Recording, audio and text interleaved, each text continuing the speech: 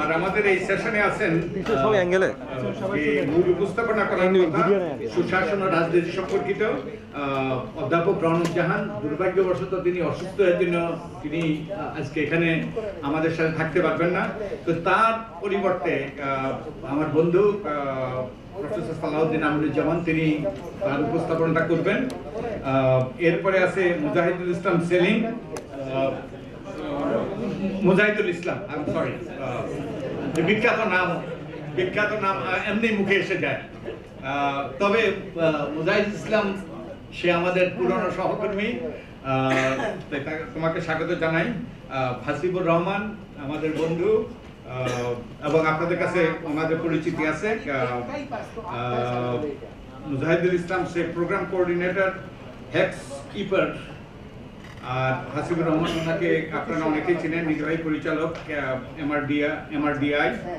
তারপরে আছেন রফিকুল হাসান, তিনি পরিচালক গবেষণা ও নীতি ট্রান্সপারেন্সি ইন্টারন্যাশনাল বাংলাদেশ। তার ব্যারিস্টার সারা হোসেন আপনারা সবাইকে চিনেন, কাস্টেড। তারপরে আছেন মোহাম্মদ জাহিদুল কবির, তিনি ওয়ার্ল্ড ভিশনের সাথে সম্পৃক্ত। তা আপনাদের সকলকে স্বাগত জানাই। তো আমাদের সেশনটা 1.5 ঘন্টার মতো চলবে। আমরা এর আগে শেষ করতে পারলে আমরা দ্রুত খাবারের টেবিলে প্রথম বসতে পারবো, এবং এটা একটা বড় আকর্ষণ। তো আমরা চেষ্টা করব যত সময় বাঁচানো যায়। আমরা প্রত্যেকে 4-5 মিনিট করে অনুরোধ করব যে 4-5 মিনিটের মধ্যে তাদের বক্তব্য যেন সীমাবদ্ধ রাখেন। তো আমরা এখন শুরু করি। তো সুশাসন অবশ্য আমাদের রৌনকাভার বক্তব্যে আসবে। সুশাসন ওনার পরিবর্তে নিউ ফেস আমাদের সালাউদ্দিন আমিনুজ্জামানের বক্তব্যে আসবে যে সুশাসন কি জিনিস এবং সুশাসনের সাথে রাজনীতির সম্পৃক্ততা কি। তবে সুশাসন মানে যে আমরা মোতাবেক যেটা বলি আইনের শাসন, সুশাসন মানে মানবাধিকার সংরক্ষণ, সুশাসন মানে স্বচ্ছতা, জবাবদিহিতা, সুশাসন মানে মানুষের কার্যকর অংশগ্রহণ, সুশাসন মানে সমতা, ন্যায়পরায়ণতা ইত্যাদি। তো আজকে আমরা এইসব বিষয় এসডিজির অত্যন্ত গুরুত্বপূর্ণ অংশ। এই বিষয় নিয়ে আমরা আজকে আলোচনা করব। তো আপনাদেরকে আবারও যারা দেরিতে এসছেন তাদেরকে সবাইকে ধন্যবাদ দিয়ে আমি প্রফেসর আমিনুজ্জামানকে আমাদের প্রফেসর রনক জাহানের যে প্রেজেন্টেশনটা ওটা উপস্থাপন করার জন্য অনুরোধ করছি। 5 মিনিট, সর্বোচ্চ 6 মিনিট। 5 মিনিটের মধ্যে শেষ করতে আমরা তাড়াতাড়ি গিয়ে খাবার টেবিলে বসতে পারবো। সম্মানিত চেয়ারপারসন এবং মঞ্চে যারা আছেন এবং সামনে উপস্থিত আমাদের বিশিষ্ট অতিথিবৃন্দ, আমার জন্য একটু বিব্রত করে এই জন্য যে যার প্রবন্ধটি তিনি আমার সরাসরি শিক্ষক ছিলেন ঢাকা বিশ্ববিদ্যালয়ে, এখনও আমার শিক্ষক, আমি সেই অর্থে বলব। এবং এই প্রবন্ধটি যে আমাকে এইভাবে উপস্থাপিত করতে হবে সেটাও আমি জানি না। আমি এসে কোথায় 15 মিনিট আগে যেতে পেরেছি। So I had a very quick look. ঠিক আমি উনি যা বলেছেন তারই সারাংশ বলবো, বাংলায় বলবো। সকলকে অনুমতি নিয়ে শুরু করছি এবং আমাকে বলে দেওয়া যে 6 মিনিট সর্বোচ্চ সময় বলতে হবে। তো মূল প্রতিপাদ্য যেটা হচ্ছে গভর্নেন্স এবং পলিটিক্সের একটি ইন্টারফেস এখানে দেওয়ার চেষ্টা করা হয়েছে। মূল প্রথম যে কথা যে বলছেন যে রাজনৈতিক অঙ্গীকার আর নীতি প্রণয়নে দুটো জিনিস অত্যন্ত গুরুত্বপূর্ণ একটা গভর্নেন্স প্রসেসকে এগিয়ে নিয়ে যাওয়ার জন্য, এবং এটা একটা মূল নিয়ামক শক্তি। এবং তিনি এটাও বলছেন যে পিছিয়ে পড়া জনগোষ্ঠীকে রাজনৈতিক প্রক্রিয়ার সম্পৃক্তকরণ না করা হলে গভর্নেন্সে কোনো তেমন উল্লেখযোগ্য উন্নতি করা যাবে না। এই মূল দুটো বক্তব্য দিয়ে তিনি শুরু করেছেন। এবং তিনি মনে করেন যে পিছিয়ে পড়া মানুষ, তারা যেহেতু সংখ্যাগরিষ্ঠ, তাদেরকেই সম্পৃক্ত করতে হবে রাজনীতির সাথে এবং সুশাসন প্রক্রিয়ার সাথে। এবং সেই প্রেক্ষিতে তিনি আবার বলছেন যে তাহলে মূল চ্যালেঞ্জগুলো কি। মূল চ্যালেঞ্জ বলতে তিনি যেটা মিন করছেন এখানে সেটা হলো যে দুর্বল এবং পিছিয়ে পড়া মানুষের অংশগ্রহণের কোনো সুযোগ নেই। এটা তিনি বেশ জোরালোভাবে বলছেন যে আমরা যতই বলি না কেন গণতন্ত্র আছে, যে দুর্বল এবং পিছিয়ে পড়া যেসব জনগোষ্ঠী তাদের অংশগ্রহণের স্পেসটা খুবই কম, অনেক ক্ষেত্রে নেই। এবং তিনি বলছেন এই জায়গাটায় নেই কেন তার একটা কারণ তিনি ইঙ্গিত করেছেন, যাদের অর্থবল রয়েছে এবং যাদের পেশি বল রয়েছে এবং যারা শক্তির অধিকারী তারা এই স্পেসটাকে দখল করে রেখেছেন। অতএব গভর্নেন্স প্রসেসে সাধারণ মানুষের, বিশেষ করে পিছিয়ে পড়া মানুষের অংশগ্রহণের সুযোগ তেমন নেই বললেই চলে। এবং তিনি এটা অবজার্ভ করেছেন যে সাম্প্রতিককালের রাজনীতি যেটা চলছে দেশে, সেখানে সংসদ নিয়ন্ত্রিত হচ্ছে অর্থবলে যারা বলিষ্ঠ এবং যারা পেশাবল ব্যবহার করতে পারছেন, একই সাথে দুটো শক্তির সমন্বয়ে যাদের আছে তারা আরও স্পষ্টভাবে সেখানে যাচ্ছেন। সেই প্রেক্ষিতেই তার বক্তব্য হলো যে পিছিয়ে পড়া মানুষদের জন্য যে আমরা স্বপ্ন দেখছি এটা প্রায় দুঃস্বপ্নের মতো, এবং এটা কী করতে হবে, কীভাবে আনতে হবে, এটাকে তিনি একটা বড় চ্যালেঞ্জ মনে করছেন, দুটো শক্তির বিরুদ্ধে পিছিয়ে পড়া মানুষকে সামনে নিয়ে আসা। এবং এটাও তিনি বলছেন যে অনেক ক্ষেত্রে দেখা যাচ্ছে, আমাদেরও গবেষণা একটা পেয়েছি যে থার্ড সেক্টর বা এনজিও বা অন্যান্য সহায়ক শক্তি যখন একটা দুর্বল প্রতিনিধিকে নির্বাচন প্রক্রিয়া আনার চেষ্টা করে, বিশেষ করে স্থানীয় পর্যায়ে, তখনও কিন্তু তার একটা ভয়াবহ বিপদের মুখে পড়তে হয়। সুতরাং এদের যে ইলেকশন প্রসেসে দুর্বল মানুষ এগিয়ে আসবে এটা প্রায় স্বপ্নের মতো এখন।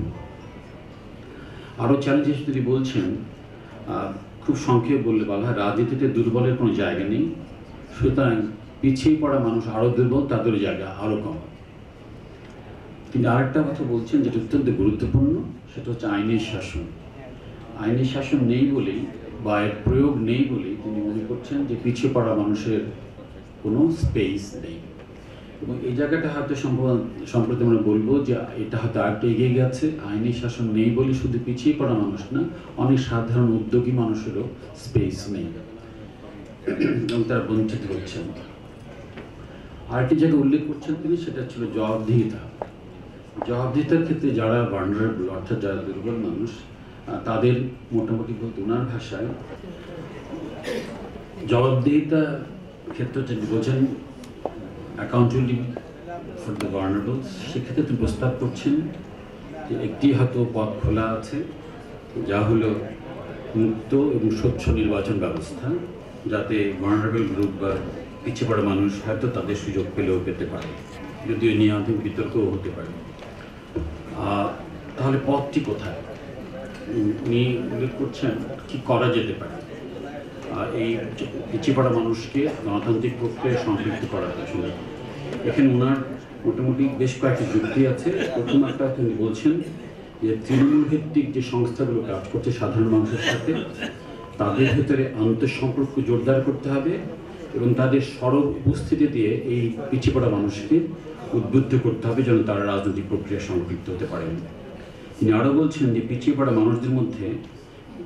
মানুষদের ব্যাপারে জনপ্রতিনিধিদের সাথে, বিশেষ করে আমাদের যারা পার্লামেন্ট মেম্বার এবং স্থানীয় সরকারের সংস্কৃত, তাদের মধ্যে একটা সচেতনতামূলক আচরণের বিধি তৈরি করা যেতে পারে এবং এই দায়িত্বটাও সিভিল সোসাইটিকে নিতে হবে। এবং তিনি এটাও প্রস্তাব করছেন যে রাজনৈতিক দলগুলোর কর্মকাণ্ডে এবং ইলেকশন ম্যানিফেস্টোতে পিছিয়ে পড়া মানুষদের দাবি এবং প্রত্যাশাগুলো যেন সম্পৃক্ত করা হয়, তার জন্য চাপ সৃষ্টি করা যেতে পারে। সর্বশেষ তিনি যেটা বলতে চাচ্ছেন,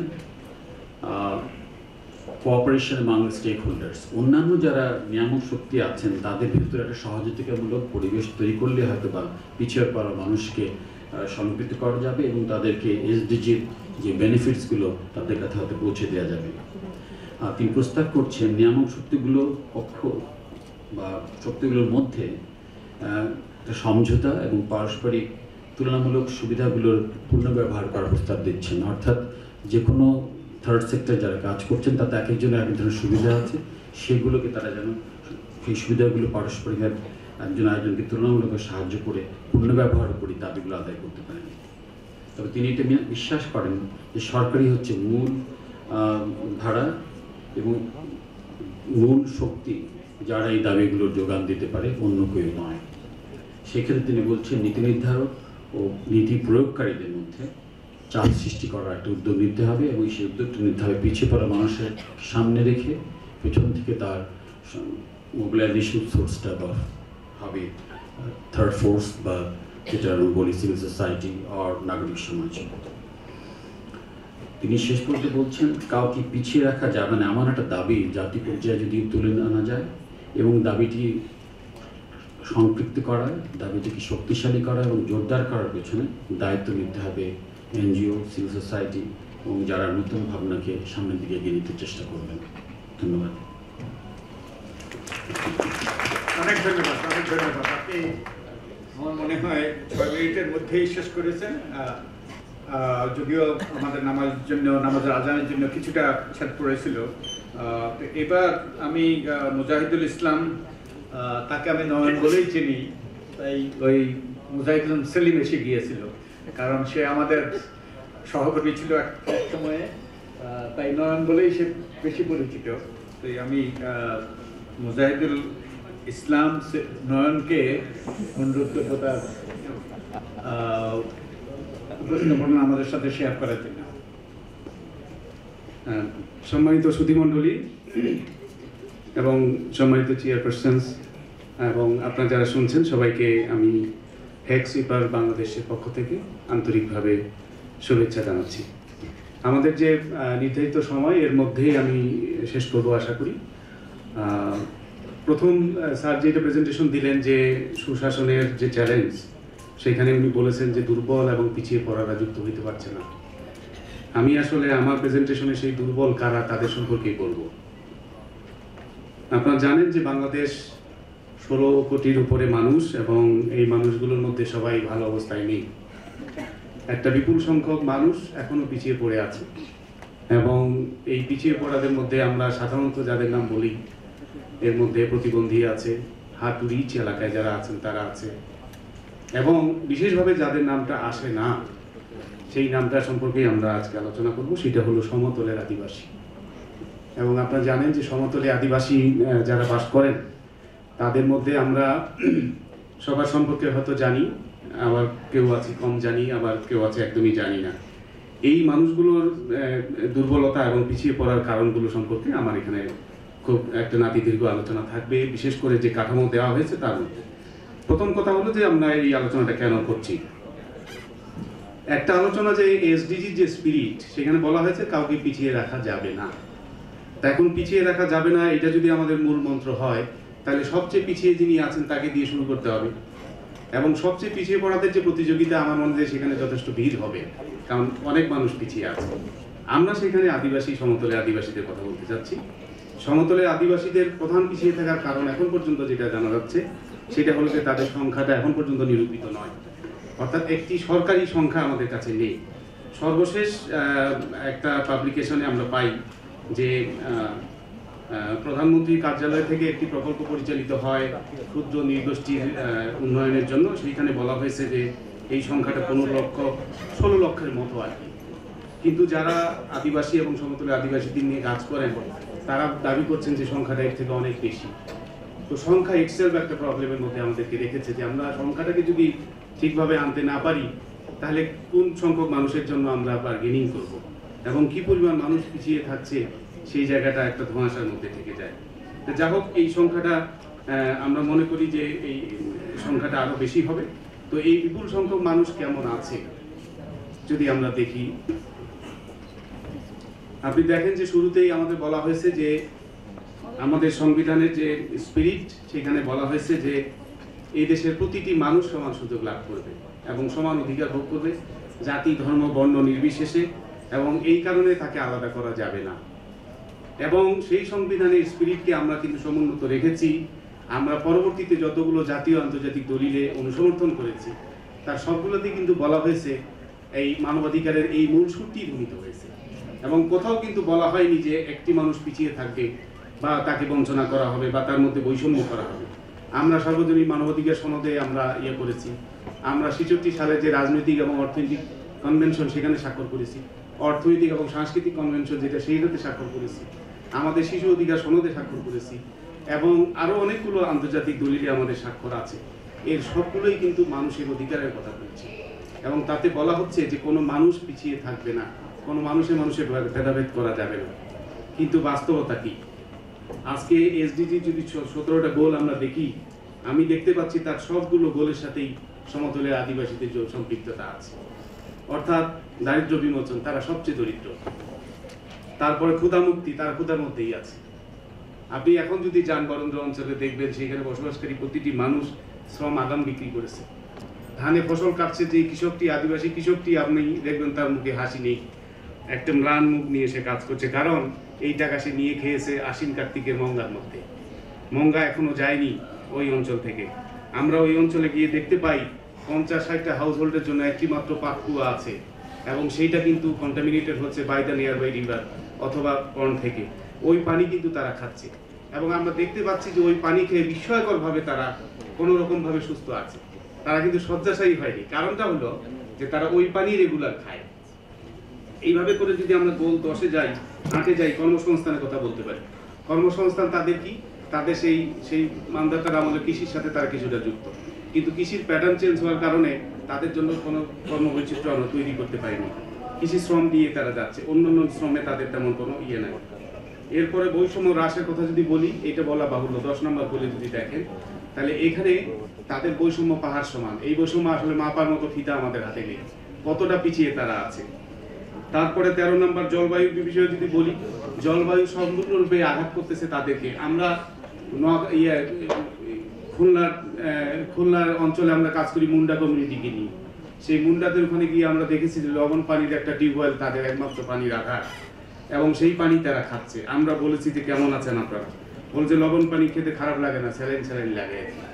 তো এইভাবে কিন্তু তারা আছে। এই অবস্থা। শান্তি ন্যায় বিচার কার্যকর প্রতিষ্ঠান, এই জায়গাটাতে আমরা আসতে চাই যে এত সকল আমরা যে দেখলাম বৈষম্য এবং সরকারি এবং সাংবিধানিক যে অঙ্গীকার আমরা দেখছি, অর্থাৎ দেখা যাচ্ছে যে সাংবিধানিকভাবে, আইনগতভাবে, দলিলে আমরা দেখতে পাচ্ছি সব ধরনের কথা বলা আছে, কোনো বৈষম্য আমরা করব না, কিন্তু রাষ্ট্রের চরিত্র দাঁড়াচ্ছে বৈষম্যমূলক একটি অবস্থায়। এখন এই জায়গাতেই আমরা দেখতে পাচ্ছি সুশাসনের কথা। অর্থাৎ আমার ইউনিয়ন পরিষদে বলা আছে কি করবে, আমার জেলা পরিষদের কথা বলা আছে, আমার স্কুলে কিভাবে এনরোলমেন্ট হবে সেটা বলা আছে, আমি সেফটি নেটের টাকা কিভাবে পাবো এটা বলা আছে। অর্থাৎ আইনগতভাবে এবং এই সমস্ত ইনস্ট্রুমেন্টগুলো আমরা কিন্তু তৈরি করে ফেলেছি। আপনি সেফটি নেটের যে স্ট্র্যাটেজিটা দেখেন সেখানে কিন্তু বলা আছে পিছিয়ে পড়া দরিদ্র জনগণের জন্য বিশেষ উদ্যোগ নিতে হবে, এই কথাগুলো ওখানে বলা আছে। কিন্তু বাস্তবতা কি? যখন লিস্টিং হচ্ছে তখন তাদেরকে নাম অন্তর্ভুক্ত করা হচ্ছে না, এবং হইলেও সেটা সংখ্যায় খুবই সীমিত। এবং যখন স্কুলে ভর্তি করা হচ্ছে আমরা দেখতে পাচ্ছি প্রাইমারি স্কুলে সবার জন্য শিক্ষা, কিন্তু স্কুলে যাওয়ার পর সে দ্বিতীয়বার জানতে পারতেছে যে সে একজন আদিবাসী, সে একজন সাঁওতালের সন্তান, সে একজন ওরাও সন্তান, মুন্ডার সন্তান, যার কারণে তার ঝরে পড়াটা অনেক বেশি ত্বরান্বিত হচ্ছে। এবং এই যে ঝরে পড়াটা, বিশেষ করে বালিকারা, তারা কিন্তু একটা পর্যায়ে বাড়িতে এসে বসে থাকে বাল্য বিবাহের অপেক্ষায়।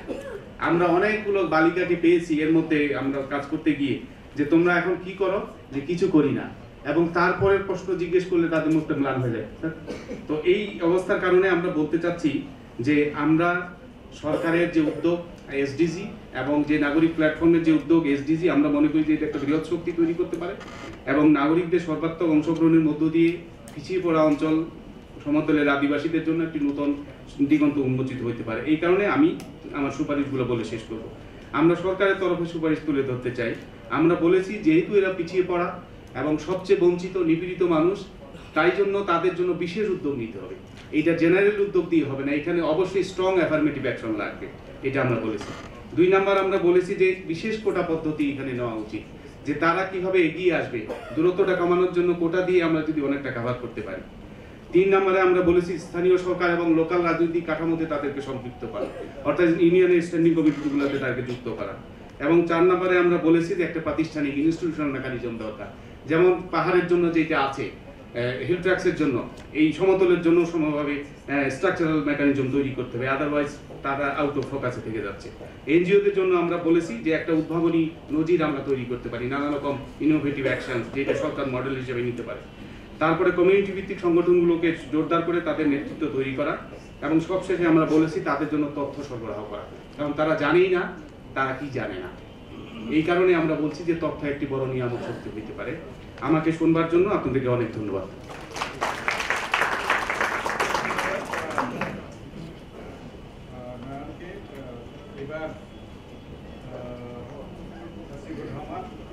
তিনি নির্বাহী পরিচালক MRDI।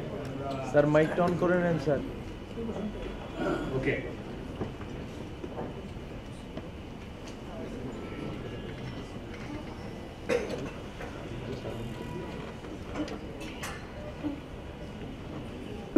সুশাসন, তথ্য প্রযুক্তি, তথ্য অধিকার ও মিডিয়া নিয়ে কথা বলতে চাই।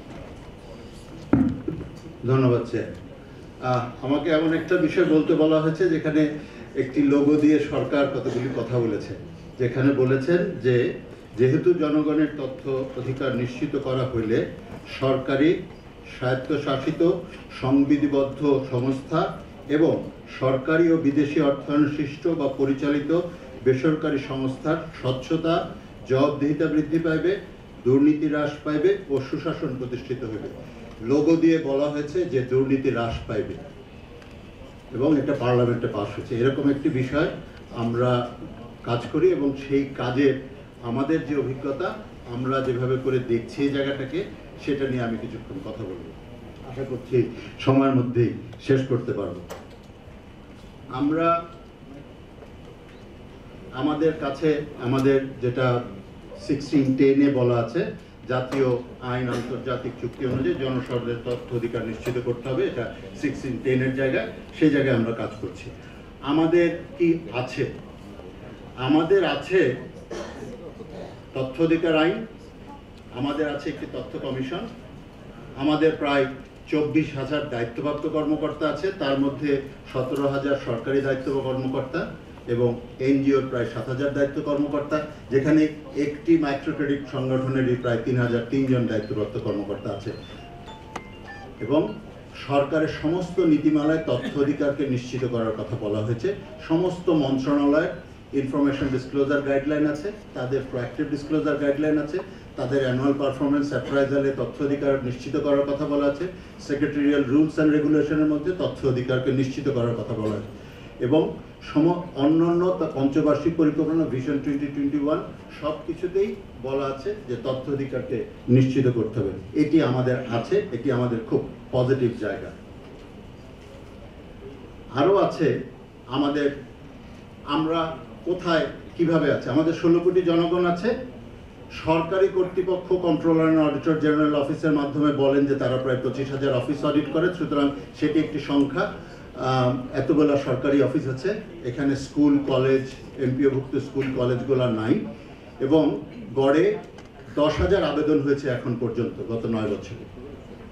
তাহলে আমরা যদি হিসাব করি, তাহলে 2.5টি কর্তৃপক্ষের কাছে একটি আবেদন হয়েছে, যে আবেদনের পরিমাণ খুব খুব খুব কম, যেটি আশাব্যঞ্জক নয়। সুতরাং তথ্যের অধিকার কি এবং তথ্য কি পরিবর্তন আনে ব্যক্তি জীবনে, সামষ্টিক জীবনে, গবেষণায়, শিক্ষায়, সেটি আমরা এখনো কেউ ব্যবহার করে বলেছি বলে মনে করতে পারছি না।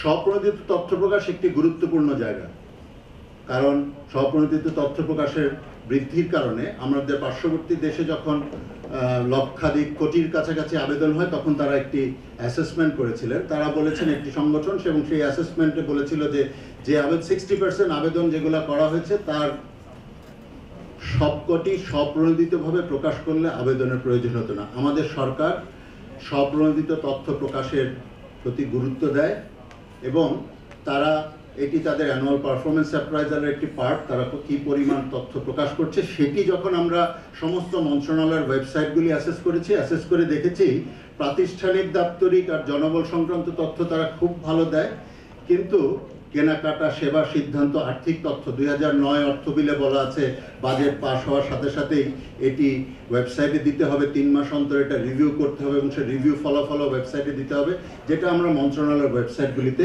পাই না। আমরা খুব দ্রুত 50টি এনজিও, যে 50টি এনজিওর মধ্যে 10টি আইএনজিও, 25টি ন্যাশনাল এনজিও এবং 15টি লোকাল এনজিওকে দেখার চেষ্টা করেছি, যাদের প্রোঅ্যাক্টিভ ডিসক্লোজার, কারণ এই তথ্য অধিকার আইনে বিশ্বের একটি মাত্র দেশ বাংলাদেশ যেখানে এনজিওদেরকে অন্তর্ভুক্ত করা হয়েছে, যেখানে প্রতিষ্ঠানের অবস্থা মোটামুটি বা ভালো 30%, প্রতিষ্ঠানের অবস্থা খারাপ বা খুবই খারাপ তাদের 70 ভাগের অবস্থা এরকম। প্রোঅ্যাক্টিভ ডিসক্লোজার আমরা আমাদের অ্যানুয়াল রিপোর্টটা পর্যন্ত আমাদের ওয়েবসাইটে থাকে না, অডিট রিপোর্ট থাকে না। এখানে আমরা দেখার চেষ্টা করেছি, এনজিওদের ক্ষেত্রে দেখার চেষ্টা করেছি অ্যাকাউন্টস অ্যান্ড অডিট ওয়েবসাইটে আছে কিনা, অ্যানুয়াল রিপোর্ট আছে কিনা, প্রজেক্টের বাজেট FD6 আছে কিনা, ইনফরমেশন ডেজিগনেটেড অফিসারের নামটা ওয়েবসাইটে আছে কিনা, এই কয়টি মেজারে আমরা এনজিওদেরটা দেখার চেষ্টা করেছি। সুতরাং কেন এমন অবস্থা? আমাদের কাছে মনে হচ্ছে তথ্যের গুরুত্ব সম্পর্কে জনগণের মধ্যে সচেতনতার অভাব। তথ্য কি প্রয়োজন, কিভাবে ব্যবহার করতে হয়, কোথায় তার পরিবর্তন আসবে, এটা জনগণ জানে না।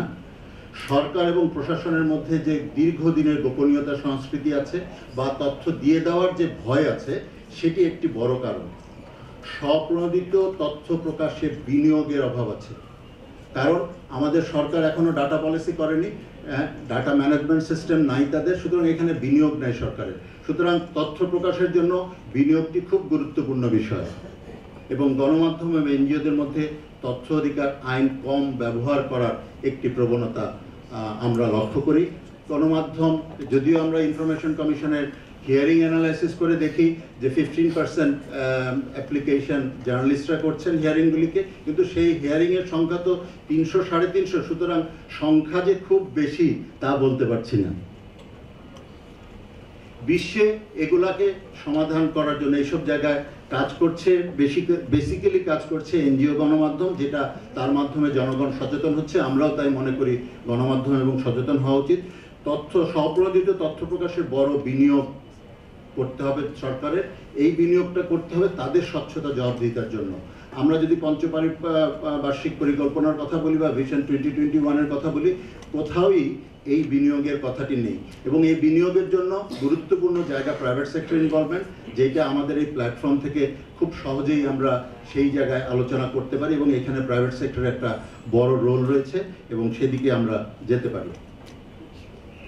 সুশাসনের উন্নয়নের জন্য তথ্য অধিকার, এটি একটি সাকসেস। দেয়ার আর সাকসেসেস, আমি দুইটা সাকসেস দিয়ে শেষ করব। একজন হলো আশরাফ হোসেন, উনি সিংহজুলি যশোরে বাড়ি। উনি 22টি তথ্যের জন্য আবেদন করেছেন। 22টি তথ্য একটি উপজেলা হাসপাতালের চেহারা পাল্টে দিয়েছে। এখানে ডাক্তার নিয়মিত আছেন, এখানে ওষুধ পাওয়া যায় ঠিকমতো, দ্রুত ভর্তি হওয়া যায়, এবং যে কোনো বিনামূল্যে যে ওষুধটি আছে সেটি পাওয়া যায়, যেটি 1 বছর আগে কোনো যন্ত্র কাজ করতো না, কোনো ওষুধ পাওয়া যেত না। শুধু আশরাফের আবেদনের কারণে সেখানে পরিবর্তন এসছে। আরেকটি পরিবর্তন এসছে, এই একই উপজেলায় একটি কর্মকাণ্ডের, MRDR একটি কর্মকাণ্ডে মোট 15টি তথ্যের আবেদন করা হয়েছিল স্বপ্রণোদিত তথ্য প্রকাশের জন্য, এবং ইউনিয়ন পরিষদের চেয়ারম্যান তার সমস্ত সেবাসমূহ ওয়ালে লিখে দেওয়ার ব্যবস্থা করেছিলেন।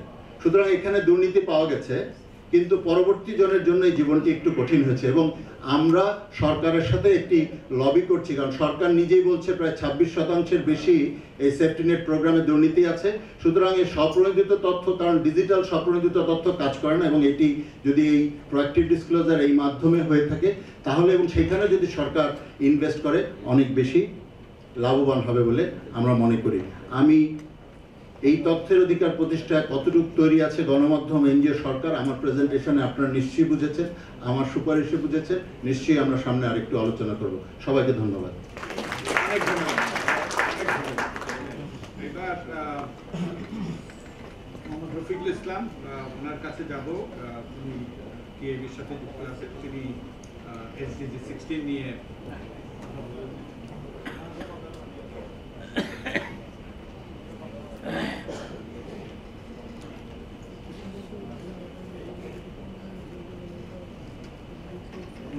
ওনার কথা বলার আগে আমি একটা কথা যুক্ত করতে চাই হাসিফ সাহেবের সাথে, যে একটা সুখবর, যে আদালতে একটা মামলা হয়েছিল এই তথ্য অধিকার নিয়ে। আমরা পিটিশনার ছিলাম, আমি একজন পিটিশনার ছিলাম।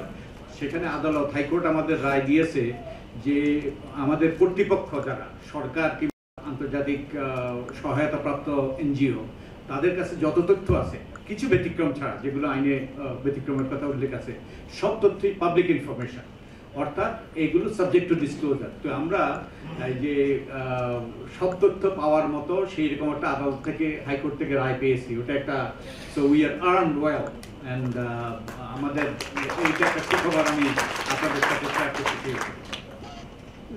ধন্যবাদ সবাইকে, শুভেচ্ছা। আমি আলোচনা করব এসডিজি 16 কতগুলো স্পেসিফিক টার্গেট নিয়ে, 16-4, 16-5, 16-6 এবং 16-10। এখানে একটু বলে নিতে চাই যে এগুলো কি। যেমন 16-4-এ বলা হয়েছে যে 2030 সালের মধ্যে অবৈধ অস্ত্র প্রবাহ উল্লেখযোগ্য হারে কমাতে হবে এবং ব্যবহৃত সম্পদের পুনরুদ্ধার প্রত্যর্পণ প্রক্রিয়া শক্তিশালী করতে হবে এবং সকল প্রকার সংঘবদ্ধ অপরাধ মোকাবিলা করতে হবে। 16-5-এ বলা হয়েছে সকল প্রকার দুর্নীতি ও ঘুষ উল্লেখযোগ্য পরিমাণে হ্রাস করতে হবে এবং 16-6-এ বলা হয়েছে সকল স্তরে কার্যকর, জবাবদিহিমূলক ও স্বচ্ছ প্রতিষ্ঠানের বিকাশ করতে হবে এবং 16-10-এ বলা হয়েছে জাতীয় আইন এবং আন্তর্জাতিক চুক্তির ভিত্তিতে তথ্যের প্রাপ্তির অবাধ সুযোগ নিশ্চিত করতে হবে এবং মৌলিক স্বাধীনতা সুরক্ষা প্রদান করতে হবে। আসলে এই 4টি লক্ষ্য যদি অর্জন করা যায় তাহলে তো সুশাসন নিশ্চিতই করে ফেলা যায়। আমরা সরকারের বিভিন্ন গৃহীত পদক্ষেপ সংক্ষেপে তুলে ধরতে চাই যে এইগুলোকে নিশ্চিত করবার সাথে সংগতিপূর্ণভাবে সরকারের কিছু গৃহীত পদক্ষেপ রয়েছে। যেমন অবৈধ অর্থ প্রবাহ এবং সম্পদ পুনরুদ্ধারের জন্য অর্থ পাচার প্রতিরোধ আইন 2012, যেটা 2015-তে সংশোধন করা হয়েছে। এছাড়া অর্থ পাচার প্রতিরোধে কয়েকটি প্রতিষ্ঠানকে দায়িত্ব অর্পণ করা হয়েছে। আপনারা জানেন যে BFIU বাংলাদেশ ব্যাংকের যে ফাংশনাল ইন্ডিপেন্ডেন্স আছে যা, এবং দুর্নীতি দমন কমিশন, CID, জাতীয় রাজস্ব বোর্ড। পূর্বে এখানে বলা যেতে পারে যে পূর্বে কেবলমাত্র BFIU-কে শুধু দুদককে এই দায়িত্বটা দেওয়া হয়েছিল, কিন্তু পরবর্তীতে আরো কতগুলি প্রতিষ্ঠানকে একত্রে এই দায়িত্ব বর্তমানে দেওয়া হয়েছে। আর অর্থ পাচার সংক্রান্ত ঝুঁকি পর্যালোচনা করা হয়েছে জাতীয় এবং খাত ভিত্তিক দুটি খাতে, রিয়েল এস্টেট এবং NGO খাতে। এছাড়া অর্থ পাচার এবং জঙ্গি অর্থায়ন প্রতিরোধের জন্য জাতীয় কৌশল প্রণয়ন করা হয়েছে এবং অর্থ পাচার প্রতিরোধে আন্তর্জাতিক পর্যায়ে বাংলাদেশ অংশগ্রহণ করছে এডমন্ড গ্রুপে। এইগুলো আমরা উদ্যোগের মধ্যে উল্লেখ করেছি। আরো কিছু উদ্যোগ এখানে আছে যেটা আমরা দুর্নীতির বিরুদ্ধে আমরা দেখছি যে বর্তমানে খুবই সাম্প্রতিককালে দুর্নীতি দমন কমিশনের কিছু তৎপরতা বৃদ্ধির আমরা চিহ্ন বা ইঙ্গিত পাচ্ছি। যেমন দুর্নীতির অভিযোগ জানানোর জন্য হটলাইন চালু করা হয়েছে। এছাড়া দুদক নিজে 25টি খাত ভিত্তিক অ্যানালাইসিস করে সেখানে পদক্ষেপ নেওয়ার উদ্যোগ গ্রহণ করেছে। এছাড়া প্রতিষ্ঠান এবং এলাকা ভিত্তিক গণশুনানি আয়োজন করছে। আপনারা জানেন যে ট্রান্সপারেন্সি ইন্টারন্যাশনাল বাংলাদেশের পক্ষ থেকে কিছুদিন আগে এই গণশুনানিগুলো স্থানীয় পর্যায়ে কতটুকু কার্যকর হচ্ছে এটার উপরে আমরা একটা গবেষণা করেছিলাম। সেখানে আমরা দেখেছি যে একেবারে প্রাথমিক পর্যায়ে যে গণশুনানিগুলো হয়েছে সেখানে শতকরা 30% ক্ষেত্রে যারা অভিযোগ করেছিলেন তারা অভিযোগের সমাধান পেয়েছেন। গৃহীত পদক্ষেপের মধ্যে আরো কিছু, এখানে আমি ডিটেলস যাচ্ছি না যেহেতু সময়ের খুবই অভাব আছে, কিন্তু যেটা একটু বেশি করে তুলে ধরতে চাই যে এইসব গৃহীত পদক্ষেপ সত্ত্বেও যে চ্যালেঞ্জগুলো বর্তমানে বিদ্যমান রয়েছে, এই চ্যালেঞ্জগুলো যেমন তথ্যের ক্ষেত্রে আমরা বলতে পারি যে অর্থ পাচার এবং সম্পদ পুনরুদ্ধারের ক্ষেত্রে সরকারের কাছে তথ্যের বিদ্যমানতার ক্ষেত্রে বড় ধরনের ঘাটতি রয়েছে। এছাড়া আরেকটি বিষয় আছে যেটা আমরা বলতে পারি যে একটা ডিনায়াল সিনড্রোম আছে, যে দুর্নীতি ঘুষের উপর আমরা নাগরিক সমাজের পক্ষ থেকে আন্তর্জাতিক বেসরকারি প্রতিষ্ঠান আমরা যে তথ্য উপাত্ত গবেষণা ভিত্তিক বের করে থাকি, এগুলোকে আসলে সরকারের দিক থেকে এক ধরনের অস্বীকার করার প্রবণতা লক্ষ্য করা যায়। আর দুর্নীতি, ঘুষ, সরকারি সেবা প্রতিষ্ঠানের উপর জনগণের সন্তুষ্টি কিরকম রয়েছে, বিচার বহির্ভূত হত্যায় এটা কেমন পর্যায়ে রয়েছে, এই সকল বিষয় কিন্তু নিরপেক্ষ এবং বস্তুনিষ্ঠ তথ্য সংগ্রহের ক্ষেত্রে, প্রকাশের ক্ষেত্রে সরকারের দিক থেকে অনাগ্রহ বিরাজ করছে। আমরা যদি স্পেসিফিক্যালি আমরা টার্গেট 16.4-এর কথা বলি তাহলে আমরা দেখব যে বাংলাদেশের প্রয়োজনীয় আইনি এবং প্রাতিষ্ঠানিক কাঠামো আছে, এটা সত্য, কিন্তু তারপরও বাংলাদেশে দেশের থেকে বাইরে যে অর্থ পাচার এবং এমনকি বাইরে থেকে বাংলাদেশের ভেতরে যে অবৈধ অর্থ আসা, এটা কিন্তু ক্রমাগত বৃদ্ধি পাচ্ছে। যেমন গ্লোবাল ফাইন্যান্সিয়াল ইন্টেলিজেন্স রিপোর্ট অনুযায়ী আপনারা অনেকেই জানেন যে এটা 2005-14 পর্যায়কালে তারা বলেছেন যে 120% বৃদ্ধি পেয়েছে বোথ ইনফ্লো অ্যান্ড আউটফ্লো। এবং 2011-16 পর্যায়ে আমরা দেখেছিলাম যে সুইস ব্যাংকে বাংলাদেশের আর্থিক যে জমা এটা 2015-র তুলনায় প্রায় 1000 কোটি টাকার উপরে বৃদ্ধি পেয়েছে 16 সালে, যদিও এটা সম্পর্কে সরকার এবং বাংলাদেশ ব্যাংকের পক্ষ থেকে এটাকে অস্বীকার করে বা একটা অল্টারনেটিভ ব্যাখ্যা দিয়ে বলার চেষ্টা করা হয়েছে যে এটা আসলে আমাদের লন্ডার্ড মানি নয়। এবং 2016 সালে বাংলাদেশ ব্যাংক থেকে আমরা এটা জানি সুবিদিত ঘটনা যে $101 মিলিয়ন এটা পাচার হয়েছে। আসলে এটা মানি লন্ডারিং দিয়ে একটা ঘটনা এক ধরনের আমরা বলতে পারি। আর মানি লন্ডারিং প্রিভেনশন অ্যাক্ট 2012-এর অধীনে এটা আইনগত কিছু সীমাবদ্ধতা আমি এখানে তুলে ধরছি, যে যেখানে দুর্নীতির মামলাগুলো দুদক আইন 2004 অনুযায়ী পরিচালিত হয়, সেখানে বেসরকারি খাতের দুর্নীতি এবং বিদেশি প্রতিষ্ঠান, ব্যক্তি, কর্মকর্তাকে ঘুষ প্রদানের যে বিষয়টি, এটিকে আসলে আমলযোগ্য অপরাধ হিসেবে গণ্য করা হয় না। এছাড়া অর্থ পাচার প্রতিরোধ সংক্রান্ত জাতীয় কৌশলে কারিগরি দক্ষতা এবং আর্থিক সহায়তার যে দিক নির্দেশনা, সেই দিক নির্দেশনার অনুপস্থিতি রয়েছে। ট্রাস্ট আইন 1882 এবং কোম্পানি আইন 1994-তে আমাদের বেনামি মালিকানা সংক্রান্ত তথ্য প্রদান বাধ্যতামূলক নয়, এটা মানি লন্ডারিংকে ইম্প্যাক্ট করে। এবং নিয়ন্ত্রক সংস্থাগুলোতে আমরা জানি যে এখানে রাজনীতিকীকরণের অভিযোগ রয়েছে এবং এখানে দুর্নীতি হচ্ছে রাজনৈতিক এবং প্রশাসনিক আততের মাধ্যমে। কতগুলো অবস্থা যেখানে আমরা তুলে ধরার চেষ্টা করেছি, যেমন সিকিউরিটিজ এবং আর্থিক প্রতিষ্ঠানে বোর্ড সদস্যদের একাংশ রাজনীতির সাথে সম্পৃক্ত, রাষ্ট্রীয় মালিকানাধীন বাণিজ্যিক ব্যাংকের নির্বাহী কমিটিতে বা বোর্ডে রাজনৈতিক নিয়োগ, বেসরকারি ব্যাংকের তুলনায় রাষ্ট্রীয় ব্যাংকগুলোতে এখানে মানি লন্ডারিংয়ের রিস্কটা বেশি এবং যেখানে তারা তাদের যে দৈনন্দিন কার্যনির্বাহ সেখানে রেকর্ড সংরক্ষণ এবং অটোমেশনের ক্ষেত্রে আমরা দুর্বলতা লক্ষ্য করেছি। মামলা পরিচালনার জন্য এই প্রতিষ্ঠানগুলো, যে সমস্ত দায়িত্বপ্রাপ্ত প্রতিষ্ঠানগুলোর কথা আমি উপরে বলে আসলাম, এই প্রতিষ্ঠানগুলোর কিছু দুর্বলতা আমরা লক্ষ্য করি। যেমন মামলা পরিচালনার জন্য দুদকের নির্দিষ্ট ইউনিটের অনুপস্থিতি রয়েছে। রাজনৈতিকভাবে স্পর্শকাতর মামলার ক্ষেত্রে তাদের মধ্যে এক ধরনের দীর্ঘসূত্রিতা দেখা যায়। তদন্তের শুরুতে কার্যকরভাবে অর্থ পাচার সংক্রান্ত অপরাধের তথ্যগুলো যাচাই করা হয় না এবং অবৈধ অর্থের উৎস সন্ধান এবং ব্যবস্থাপনা, তথ্য ব্যবস্থাপনার ক্ষেত্রে ঘাটতি রয়েছে। অর্থ পাচার মামলা পরিচালনায় আদালত, অ্যাটর্নি জেনারেলের কার্যালয়, এদেরও দেখা যাচ্ছে আমরা প্রাতিষ্ঠানিক এবং আর্থিক সক্ষমতার ঘাটতি আমরা লক্ষ্য করেছি। আর বিভিন্ন প্রতিষ্ঠানের মধ্যে যে কোঅর্ডিনেশন, সেই কোঅর্ডিনেশনের ক্ষেত্রে আনুষ্ঠানিক যে সহযোগিতার ক্ষেত্রে ঘাটতি রয়েছে। বিশেষ করে রাষ্ট্রীয় মালিকানাধীন বাণিজ্যিক ব্যাংক, সিকিউরিটিজ এবং আর্থিক নয় এমন নির্দিষ্ট ব্যবসা বা পেশা, এদের কিভাবে এরা মানি লন্ডারিং করতে পারেন এই বিষয়ে আমাদের আসলে ধারণার ঘাটতি রয়েছে। আর ডিএনএফপিবি যেটাকে বলা হয়ে থাকে, এগুলোর ক্ষেত্রেও আমরা দেখি যে তদারকির ক্ষেত্রে কিন্তু ডিএনএফপিবিটা হচ্ছে যেমন রিয়েল এস্টেট, তারপর অন্যান্য পেশায় যারা আছেন, লয়ার, তারা। এই প্রতিবন্ধকতাগুলো আমরা চিহ্নিত করেছি। সময় খুব সংক্ষেপ, যে কোনো ডিটেলস আমি আর যেতে পারছি না। আমরা এর পরবর্তীতে আরেকটি জিনিস একটু এমফাসাইজ দিয়ে আলোচনা করতে চাই, যেটা হচ্ছে 16.5। এখানে দুর্নীতি এবং ঘুষ উল্লেখযোগ্য পরিমাণে হ্রাস করার কথা বলা হয়েছে, কিন্তু বর্তমান যে অবস্থাটা বিরাজ করছে সেখানে আমরা দেখছি যে ট্রান্সপারেন্সি ইন্টারন্যাশনাল বাংলাদেশের মতো প্রতিষ্ঠান, তারা ধারাবাহিকভাবে 2 বছর 3 বছর পর পরে খারাপ পর্যায়ে আমাদের জনগণ কতটুকু দুর্নীতির শিকার হচ্ছেন এটা তুলে ধরেন। সেখানে দেখা যায় যে যেমন সর্বশেষ যে জরিপটি হয়েছে 2015-তে, তাতে প্রায় 68% মানুষ দুর্নীতির শিকার হয়েছেন এবং তাদের মধ্যে 58% মানুষ নিয়ম বহির্ভূত অর্থ দিতে বাধ্য হচ্ছেন। এবং এখানে যেটা আমরা no one will be left behind এর সাথে সংগতিপূর্ণ একটি ফাইন্ডিংস এখানে আমরা দেখতে পাই যে দরিদ্র, নারী এবং প্রান্তিক জনগোষ্ঠীর উপর দুর্নীতির প্রভাব অপেক্ষাকৃত বেশি। সুতরাং আমাদেরকে যদি এগিয়ে যেতে হয় তাহলে পরে এই দুর্নীতিকে, এই ঘুষকে এবং বিভিন্ন ধরনের দুর্নীতিকে অবশ্যই আমাদেরকে কমিয়ে আনতে হবে এবং সেখানে দরিদ্র, নারী এবং প্রান্তিক জনগোষ্ঠীর উপর বোঝাকে কমিয়ে আনতে হবে, তা না হলে তাদেরকে আমরা সঙ্গে নিয়ে এগিয়ে যেতে পারবো না। আর আমাদের দেশীয় অবস্থা সম্পর্কে আপনারা ইতিমধ্যেই জানেন যে আমাদের র্যাঙ্কিং এর দিক থেকে আমরা যথেষ্ট ওভারঅল সারা দেশ পিছিয়ে আছি দুর্নীতিতে বৈশ্বিক পর্যায়ে। এই আইনি সীমাবদ্ধতাগুলো, এগুলোতে আমি আর ডিটেলস আলোচনায় যাব না। এইগুলোর পরিপ্রেক্ষিতে এই প্রাতিষ্ঠানিক, এটা একটু বলবো 16.6, যেটা আমরা বলেছি যে সকল স্তরে কার্যকর, জবাবদিহিমূলক, স্বচ্ছ প্রতিষ্ঠানের বিকাশ ঘটাতে হবে। এখানে আমাদের বিভিন্ন ধরনের ঘাটতি রয়েছে। যে প্রতিষ্ঠানগুলো কাজ করবে তাদের যে আইনি সক্ষমতা, এই সক্ষমতার ক্ষেত্রে বড় ধরনের ঘাটতি রয়ে গেছে, বাজেটের ক্ষেত্রে ঘাটতি রয়েছে, জনবলের ক্ষেত্রে ঘাটতি রয়েছে। এই ঘাটতিগুলো আমরা চিহ্নিত করেছি। এখান থেকে যদি প্রিন্ট আউট দেওয়া হয়ে থাকে তাহলে হয়তো ডিটেলস যারা আছেন তারা হয়তো একটু অডিয়েন্সটা দেখে নিতে পারবে। এই পরিপ্রেক্ষিতে আমি রেকমেন্ডেশনগুলো বলে শেষ করব। আমরা যে করণীয়গুলো বলেছি যে আইনি সংস্কার করতে হবে, বহু ধরনের আইনি সংস্কার প্রয়োজন রয়েছে এই টার্গেটগুলোকে সামনে রেখে। এবং আইনি সংস্কার ছাড়া প্রাতিষ্ঠানিক সংস্কারের কথা আমরা বলেছি, যেমন সক্ষমতা বৃদ্ধি, আর্থিক সক্ষমতা বৃদ্ধি, অর্থ পাচার প্রতিরোধের ক্ষেত্রে যারা সংশ্লিষ্ট আছেন তাদের সক্ষমতা বৃদ্ধি এবং বিভিন্ন ধরনের প্রণোদনার সৃষ্টি করা। আর প্রাইভেট পর্যায়ে গুরুত্বপূর্ণ হলো যে আমাদের এখানে দুর্নীতিটা কি অবস্থা আছে এই সম্পর্কে একমাত্র ট্রান্সপারেন্সি ইন্টারন্যাশনালের মতো, বাংলাদেশের মতো সংস্থা জরিপ ভিত্তিক ফলাফল তুলে ধরছেন, কিন্তু সরকারিভাবে বা সরকার এবং বেসরকারি পর্যায়ে একত্রে সহযোগিতামূলকভাবে কোনো ধরনের ডেটাবেস নাই।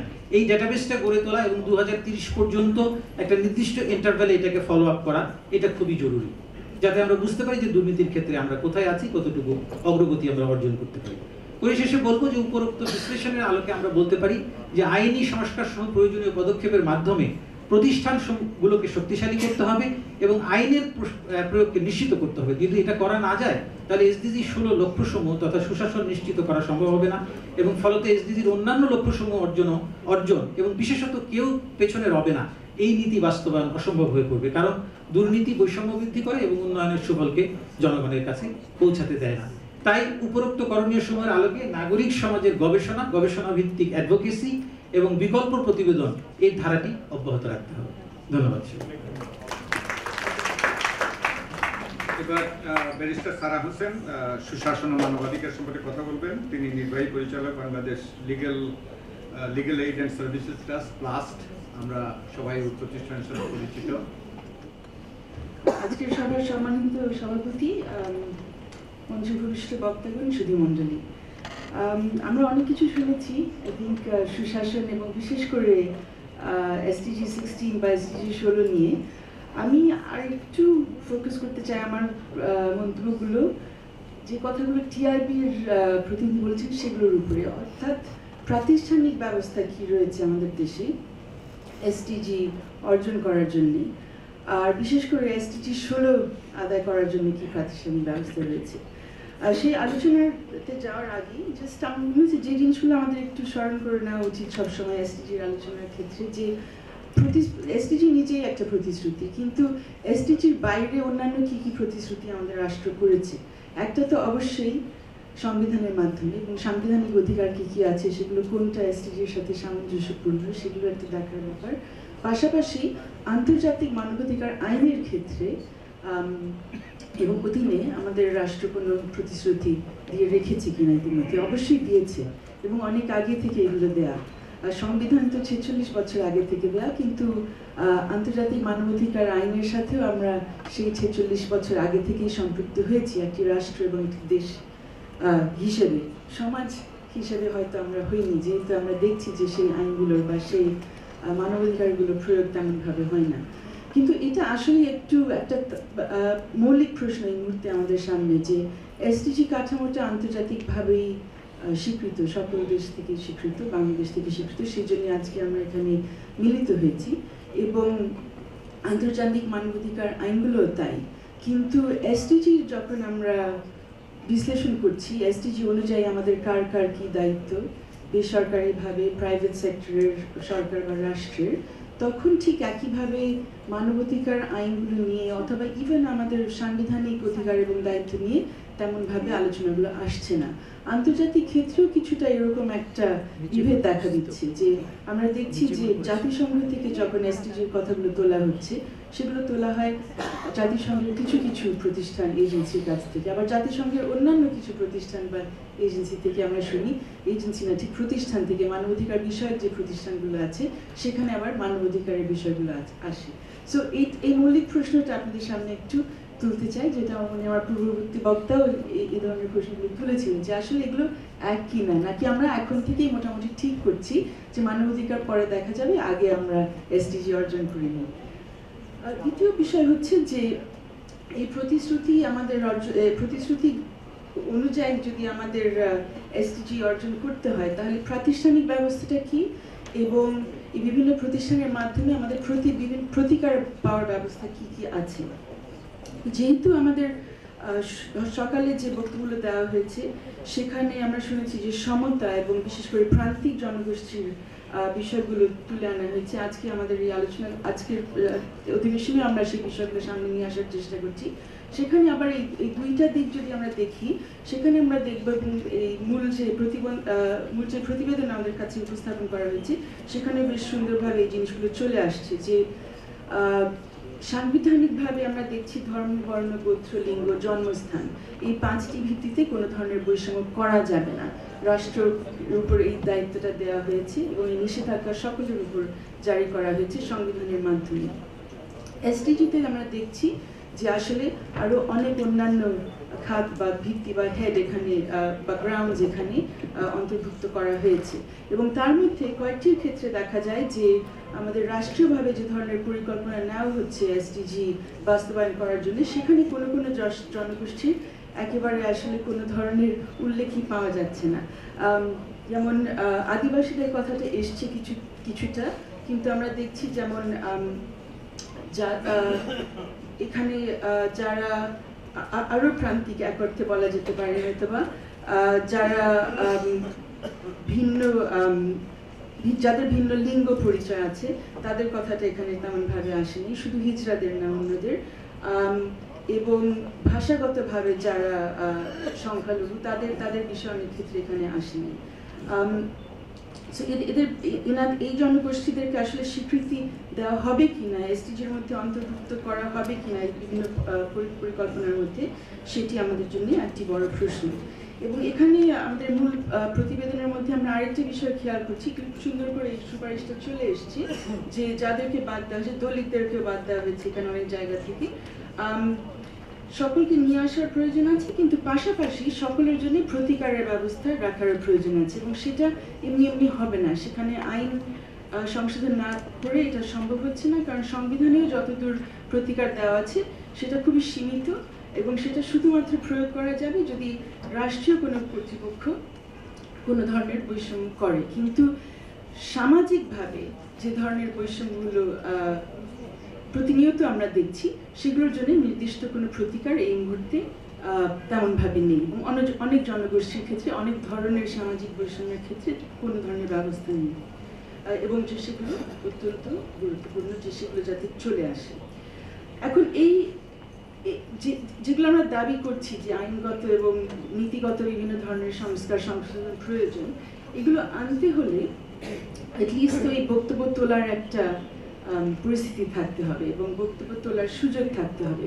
তো সেই প্রেক্ষিতে আমরা যেটা এখন দেখছি যে আইনগতভাবে এবং প্রাতিষ্ঠানিকভাবে আসলে এই ধরনের বক্তব্য তোলার বা এইভাবে সম্মিলিতভাবে কোনো আওয়াজ তোলার মতো পরিস্থিতি ঠিক বাড়ছে না, কমছে।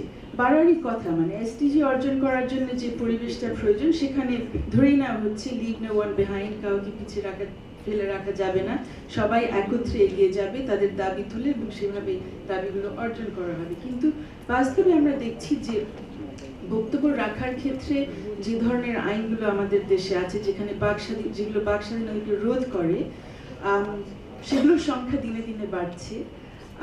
প্রায় আমরা অবশ্যই প্রতিশ্রুতি পাই যে না একটা দুটা ফেলে দেওয়া হবে, কিন্তু আসলে ফেলে দেওয়ার সময়টা মনে হয় খুব কাছে আসছে না। প্রায় শুনি, গত সপ্তাহে অনেকে শুনেছেন যে আবার বলা হয়েছে যে 57 ধারা থাকবে না, কিন্তু থেকেই তো গেল, এই সপ্তাহ পর্যন্ত আছে, আগামী সপ্তাহে হয়তো বা থাকবে।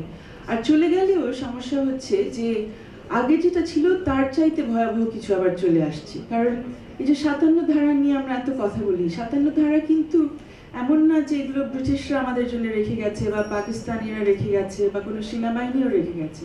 এটা 2006 সনে একটি আনফরচুনেটলি নির্বাচিত সরকার দিয়ে গেছে একটি উপহার হিসাবে আমাদের কাছে, নাগরিকদের কাছে।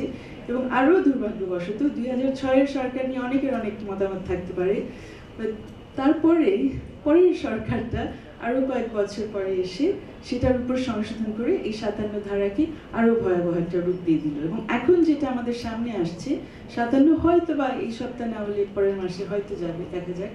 কিন্তু তারপরে যেটা আসার কথা ডিজিটাল নিরাপত্তা আইন, সেটার মধ্যে যেটা আসছে সেটা আরও কঠিন। সেখানে বলা হচ্ছে এখন যেগুলো নিয়ে আমরা বেশ মানে ভয়ে কেঁপে উঠি, অনেক কিছু বলি না, যে আমাদের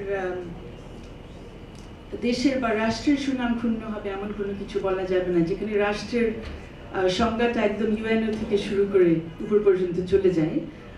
এই নতুন আইনের মধ্যেও সেই জিনিসটা থাকবে, এবং সেখানে আরও থাকবে যে ইতিহাস নিয়ে কিছু বলতে পারবেন না, দেশ নিয়ে কিছু বলতে পারবেন না, বিশিষ্ট ব্যক্তিত্ব নিয়ে কোনো কিছু বলতে পারবেন না, এবং আপনি যেটা বলেন সেটাকে কিভাবে নেওয়া হবে সেটারও কোনো মাপকাঠি বা মানদণ্ড কোথাও দেওয়া নেই। পাশাপাশি আমরা দেখছি যে সভা সমাবেশ বা সংগঠন করার ক্ষেত্রেও নানান ধরনের নতুন বিধিনিষেধ চলে আসছে। শ্রম আইনে আপনারা জানেন ট্রেড ইউনিয়ন করার অধিকার অনেক আন্দোলনের প্রেক্ষিতে এবং শেষ অবধি রানা প্লাজার ঘটনার প্রেক্ষিতে কিছুটা হলেও ফিরে আসছে। কিন্তু অন্যদিকে আমরা এখানে অনেকে যারা আছি, অনেকেই বেসরকারি সংস্থা সংগঠনের সাথে জড়িত আছি, সেটা গবেষণা করুক বা এই সুশাসন নিশ্চিত করার জন্য কাজ করুক বা আইনি সেবা দিক। এনজিওদের জন্য যে আইনটি চলে এসছে, রেগুলেটরি আইন, আসলে আমাদের কাজটা আরও সুযোগ সুবিধা তৈরি করার জন্য আইনটি, কিন্তু তার মধ্যেও এরকম একটি জিনিস চলে এসছে। ওটাকে আমি কালো আইন বলতে চাই না, সেটা আবার বেশ বর্ণবাদী শোনায়, কিন্তু জঘন্য একটা ধারা চলে আসছে একই টাইপের, খুব খুব ঢালাও, বলা যে কোনো ধরনের কোনো সাংবিধানিক প্রতিষ্ঠান নিয়ে কোনো ধরনের বিরূপ মন্তব্য করা যাবে না বা বিদ্বেষ ছড়ানো যাবে না। এখন কোনটা বিরূপ, কোনটা বিদ্বেষ, কোনটা একদম হেলথি ক্রিটিসিজম একজন নাগরিকের যেটা অধিকার, সেটা আনফর্চুনেটলি আপনার আমার আবার যাচাই করার বা বিশ্লেষণ করার কোনো অধিকার দেওয়া হয়নি। তো এই হলো পরিস্থিতি। এখন এসটিজি অর্জন করার জন্য আই থিঙ্ক লাস্ট একটা ব্যাপার আমাদের একটু দেখা উচিত। এগেন আমার পূর্ববর্তী বক্তা যে কথাটা বলে গেছেন, আমি জাস্ট সেটাতেই সবার একটু দৃষ্টি আকর্ষণ করতে চাই, যে জবাবদিহিতার ব্যাপার। জবাবদিহি কাকে করা হচ্ছে এখানে, বা জবাবদিহিতার ব্যবস্থা আমরা কিভাবে করব। এসটিজিতে আমরা একটা কথা নতুন করে অনেকে জেনেছি যে মানবাধিকার কথা যখন আমরা বলি তখন আমরা সাধারণত নাগরিক এবং নাগরিকের সাথে রাষ্ট্রের সম্পর্কের কথা বলি। ইদানিং অবশ্যই নাগরিক এবং নাগরিক বা সমাজের সাথে বিষয়টা নিয়েও আমরা অনেকে কাজ করছি, কিন্তু এখন প্রাইভেট সেক্টরের ব্যাপারটা খুব বড় করে চলে আসছে এসটিজির মাধ্যমে, এবং প্রাইভেট সেক্টর যে একটা বড় ভূমিকা নেবেন এই পরিবর্তন আনার ক্ষেত্রে এবং এসটিজি অর্জন করার ক্ষেত্রে, সেটাকে আমরা স্বাগত জানাতে পারি। কিন্তু অন্যদিকে আমরা দেখছি যে যেরকম করে নাগরিকের জন্য নানান ধরনের দায়িত্ব আছে, যে আমরা কি করতে পারবো কি করতে পারবো না, আমরা সংবিধান কিভাবে মানবো ইত্যাদি, আমাদের সাংবিধানিক দায়িত্বগুলো কি, এবং রাষ্ট্রের তো দায়িত্ব আছে, প্রাইভেট সেক্টরের দায়িত্বগুলো কি সেটা ঠিক আসলে বোঝা যায় না। ইভেন আমরা যদি তথ্যের অধিকারের কথা বলি, সেখানে হাসিব ভাই তো চমৎকারভাবে আমাদেরকে দেখিয়ে গেলেন যে আসলে এনজিও সেক্টর বা বেসরকারি নট প্রফিট বেসরকারি সেক্টরের জন্য কি ধরনের দায়িত্বগুলো রয়ে গেছে, এবং দিস আর ভেরি নেসেসারি এবং ভালোই একদম শেষে। কিন্তু প্রাইভেট সেক্টরে কোনো ধরনের মিনিমাম ডিসক্লোজার রিকোয়ারমেন্ট কিছুই নেই, আপনি কিছুই জানতে পারবেন না, কিছু জানবার সুযোগও নেই। আর এই যে আমি শেষ কথাটাই বলতে চাই যে আমার মনে হচ্ছে যে প্রতিবেদন আজকে আমরা পেয়েছি, যেটা আমাদের জন্য অবশ্যই একটা মানে রোড ম্যাপের মতো, যারা আমরা এই বিষয়গুলো নিয়ে কাজ করছি, সেখানে প্রাতিষ্ঠানিক বিষয়গুলো এবং কোন কোন প্রাতিষ্ঠানিক জবাবদিহিতা কিভাবে আনা হবে এবং প্রাতিষ্ঠানিক অবস্থাটা কি বাংলাদেশে জবাবদিহিতা আনার জন্য, বিশেষ করে ইনফরমেশন কমিশনের কথা আসলো, মানবাধিকার কমিশনের কথা আসতে পারতো, দুর্নীতি দমন কমিশনের কথা আসতে পারে, যে কথাটা আমরা তুলতে সাহস করছি না, আমাদের বিচার ব্যবস্থা এবং আদালত, সেই কথাগুলো আমরা নিয়ে আসতে পারবো কিনা, সেই প্রশ্নটা একটু আপনাদের কাছে রেখে যেতে চাই। ধন্যবাদ। অনেক ধন্যবাদ ব্যারিস্টার সারা হোসেন। এবার আমাদের শেষ বক্তা মোহাম্মদ জাহিদুল কবির, জাতীয় সমন্বয়ক, সামাজিক অন্তর্ভুক্তি ও নীতি বিশ্লেষণ, ওয়ার্ল্ড ভিশন বাংলাদেশ। তার বক্তব্য শিশুদের বিরুদ্ধে সহিংসতা ও এসডিজি 16.2।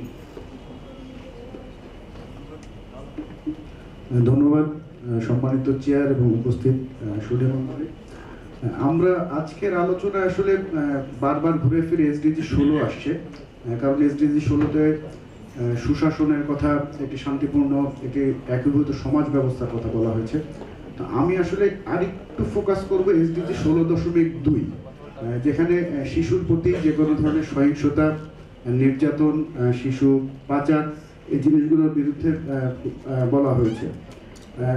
আমরা এখানে যারা আছি, আমরা নিজেরাও একসময় শিশু ছিলাম, এখন হয়তো অনেকে শিশুর সাথে সংশ্লিষ্ট, বাবা মতো ভাই বোন নানাভাবেই আমরা শিশুদের সাথে সংশ্লিষ্ট।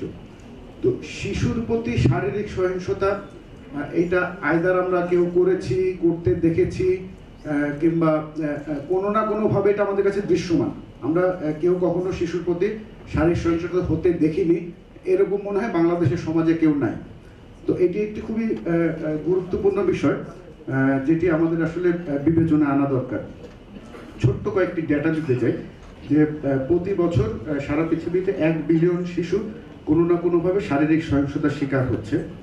প্রতি 5টি মেয়ে শিশুর মধ্যে একজন, যাদের বয়স 15 থেকে 19, এরা কোনো না কোনোভাবে শারীরিক সহিংসতার শিকার হচ্ছে। 1 থেকে 14 বছরের শিশু, যাদের মধ্যে 82% শিশুই কোনো না কোনোভাবে পরিবারের মধ্যে কোনো না কোনোভাবে শারীরিক সহিংসতার শিকার হয়। 57% শিশু যারা বিভিন্ন শিশু শ্রমে নিয়োজিত আছে, তারা তাদের নিয়োগকর্তা অথবা তার কর্মস্থলে শারীরিক নিপীড়নের শিকার হয়। 77 স্কুল ছাত্র ছাত্রী তারা জীবনে কখনো না কখনো শারীরিক সহিংসতা অথবা শারীরিক শাস্তির মুখোমুখি হতে হয়েছে। আমাদের খুব বেশি পুরনো কথা না, আমরা কিছুদিন আগে সিলেটে রাজনের কথা জানি, খুলনায় রাকিবের কথা জানি, যাদের এই শারীরিক সহিংসতাটা আসলে আমাদের সমাজে যে প্রথাগত কিছু নর্ম আছে, এখানে আসলে শিশুর প্রতি শারীরিক সহিংসতা অনেক ক্ষেত্রে সমর্থন করা হয়, যার ফলে শিশুর প্রতি শারীরিক সহিংসতা আমাদের একটি চর্চার মধ্যেও আছে। তো এসডিজি 16.2 আসলে যেটা বলেছে যে শিশুর বিরুদ্ধে সকল প্রকার সহিংসতা, নির্যাতন, শোষণ এবং শিশু পাচারের মতো ঘৃণ্য তৎপরতার অবসান।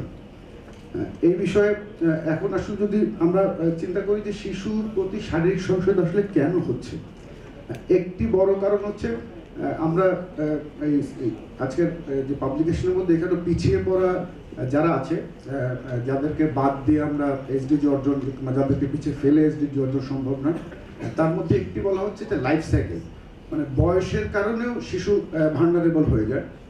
কারণ আমরা খুব সাধারণভাবে যদি বলি, আমি একটা শিশুকে আমি জানি যে মানে তাকে একটা থাপ্পড় দিলে আমার আসলে শিশুটা আমাকে কিছু বলবে না, কিন্তু একজন প্রাপ্তবয়স্ক মানুষকে আমি জানি যে আমি তাকে কিছু বলে সাথে তার থেকে আমি একটি প্রতিক্রিয়া পাবো। কাজে এটা খুব মানে আমাদের জন্য সহজ শিশুর প্রতি শারীরিক সহিংসতা করাটা।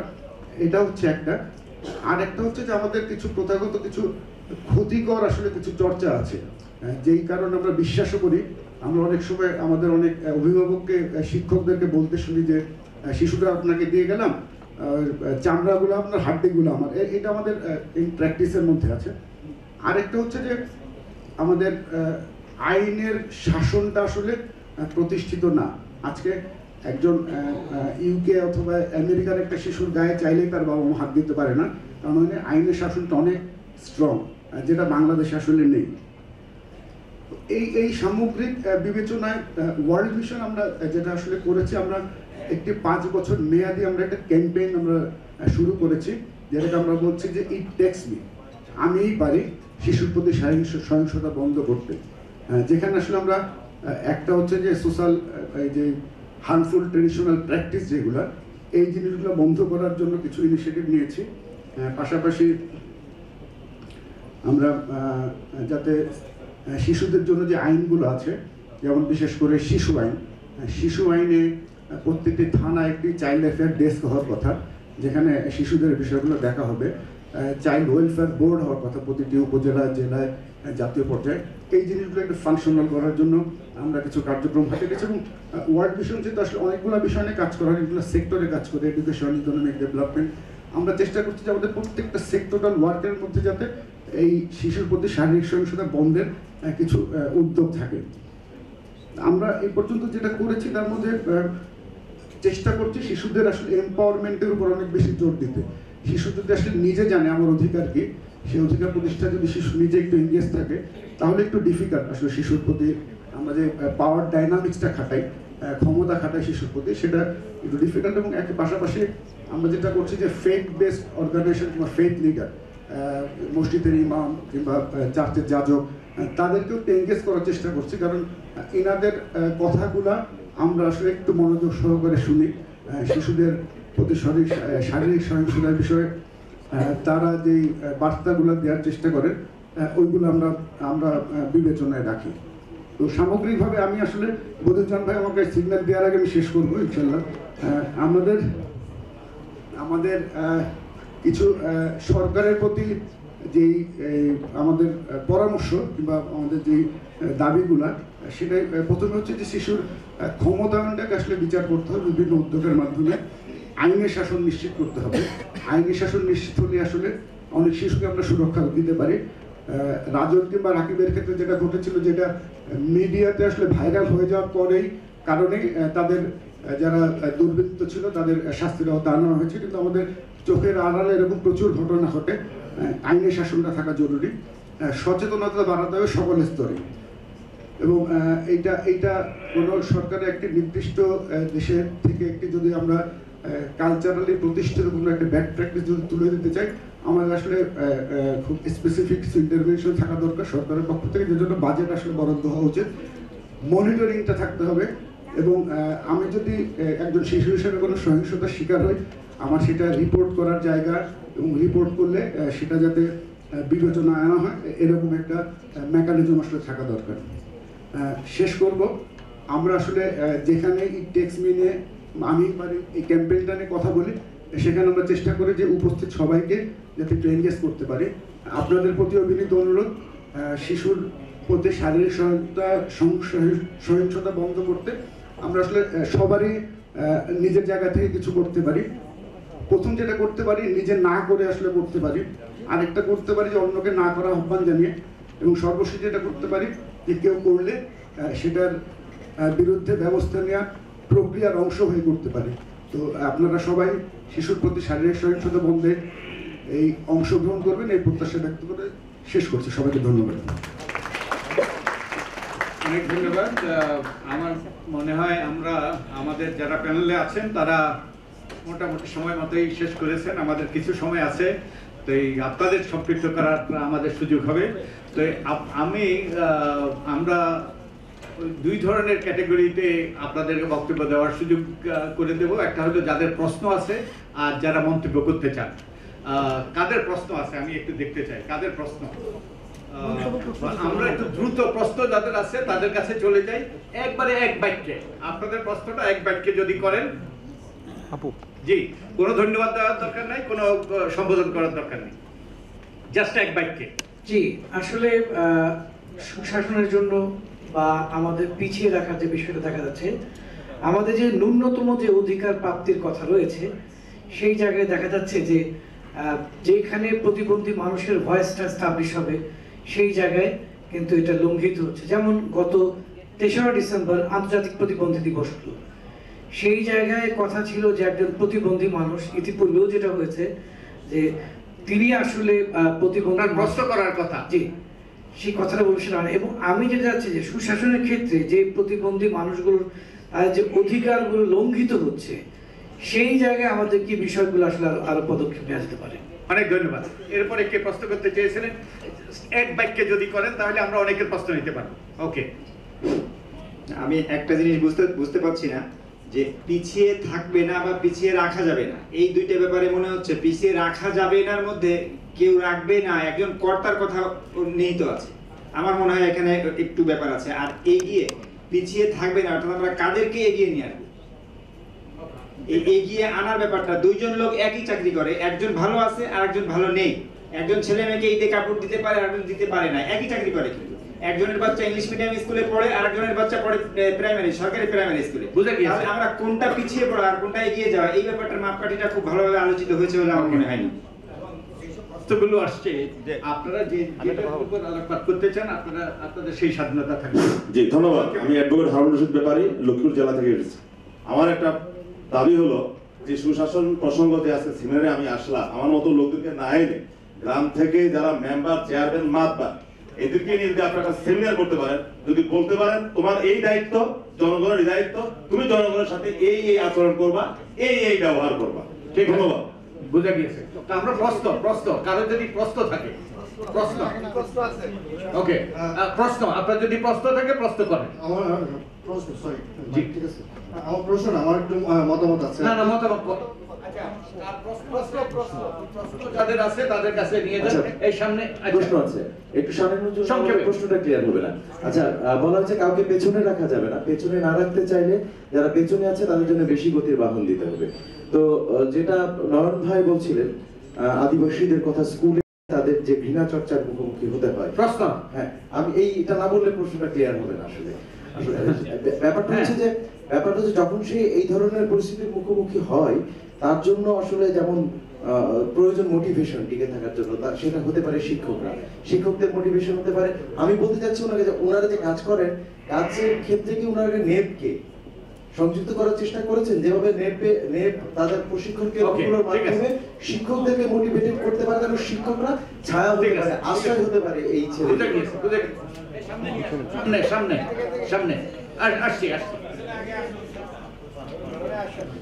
আমার প্রশ্নটা হলো, এখানে প্রাতিষ্ঠানিক সংস্কারের বিষয়ে আলোচনা করা হয়েছে এবং এই প্রতিষ্ঠানগুলোর সাথে সেবা দানকারী প্রতিষ্ঠানের যে ব্যক্তিগুলো জড়িত, এই ব্যক্তিগুলোর অ্যাকাউন্টেবিলিটি আছে একটা রাষ্ট্র থেকে দেয়া তার জব রেসপন্সিবিলিটিতে সুশাসন প্রতিষ্ঠা করার জন্য, তাহলে আমার সাম্প্রতিক একটা অভিজ্ঞতা আছে, আমি প্রতিষ্ঠানের নাম বলবো না, সেইখানে ওই মানুষগুলোর অ্যাকাউন্টেবিলিটি এস্টাবলিশ করার আমি পথ পাইনি, কারণ তারা governance and accountability action plan করতে যে ইমপ্লিমেন্ট করতে পারে। ওকে, এটা বুদ্ধিটা কি? আপনার এই যে অনুভূতি একটু প্রশ্ন যদি করেন, আরো কয়েকজনের প্রশ্ন। ধন্যবাদ। আমার নাম হচ্ছে অনেক মজুমদার, আমি সীমা বিভাগের নেদারল্যান্ডস অর্গানাইজেশন কান্ট্রি কন্ডিশনের কাজ করছি। আমার স্পেসিফিক প্রশ্ন দুজনের কাছে। একটা স্যার প্রফেসর আমিনুজ্জামান স্যারের কাছে। সুশাসনের ক্ষমতায়ন অত্যন্ত জরুরি, সুশাসনের জন্য ক্ষমতায়ন অত্যন্ত জরুরি। এখন আপনারা কিভাবে চিন্তা করছেন যে ক্ষমতায়ন করা যায়? দ্বিতীয় প্রশ্ন হচ্ছে ব্যারিস্টার স্যার আসেন আপনার কাছে, যে বিচার ব্যবস্থা দেখছি আমরা যে শাস্তি ঠিক মতো হচ্ছে না, 4,000 টাকার দুর্নীতি শাস্তি হয় 500 টাকা, 5 বছরের জেল। এই শাস্তিটা কিভাবে নিশ্চিত করা যায়, শাসন ব্যবস্থা নিশ্চিত করা যায়? ধন্যবাদ। পেছনে আমরা যাই একটু, আমাদের পেছনে যারা বসছেন তাদেরও সুযোগ থাকা উচিত, সুযোগ। আসসালামু আলাইকুম। আমি আসলে একেবারেই সাধারণ একজন নাগরিক হিসাবে আমি একটা জিনিস জানতে চাচ্ছি, মানে আমার এটা ভেতরের প্রশ্ন যে সুনাগরিক এইখানে আমরা এই যে এখানে যত বিশেষ করে সারা ম্যাডামের যে বক্তব্য থেকে আমরা, উনি একজন ব্যারিস্টার, ওনার বক্তব্য থেকে যেটা যে 57 ধারা, এত ধারাও তো জানি না, কিন্তু আমি একটা জিনিস বুঝি যে আমি এই দেশের স্বাধীন দেশের একজন নাগরিক, আমি সবকিছু আমার মতো সুন্দরভাবে বেঁচে থাকার জন্য আমার প্রাপ্য, আমি সেটা পেতে চাই। এখন হ্যাঁ, সেই প্রশ্নটা হচ্ছে যে এটা হচ্ছে না, এটা করতে হবে। আমরা কিন্তু এটার মধ্যেই রয়ে গেছি যে এটা হচ্ছে না, এটা করতে হবে। এখন যিনি করবেন, তিনাকে যদি যার সহায়তা নিয়ে, রাষ্ট্র সহায়তা নিয়ে সেই জায়গাটা যদি সেই প্ল্যাটফর্মটা উনি না পান, বা সেই প্ল্যাটফর্মটা যদি শক্ত না হয়, তাহলে কি উনি এটা করতে পারবেন? যদি পারেন সেটা কবে? ওকে, আমরা পেছনে যাই, সংক্ষেপে যদি। হ্যাঁ, ধন্যবাদ জনাব সভাপতি। আমি আমসা আমিন।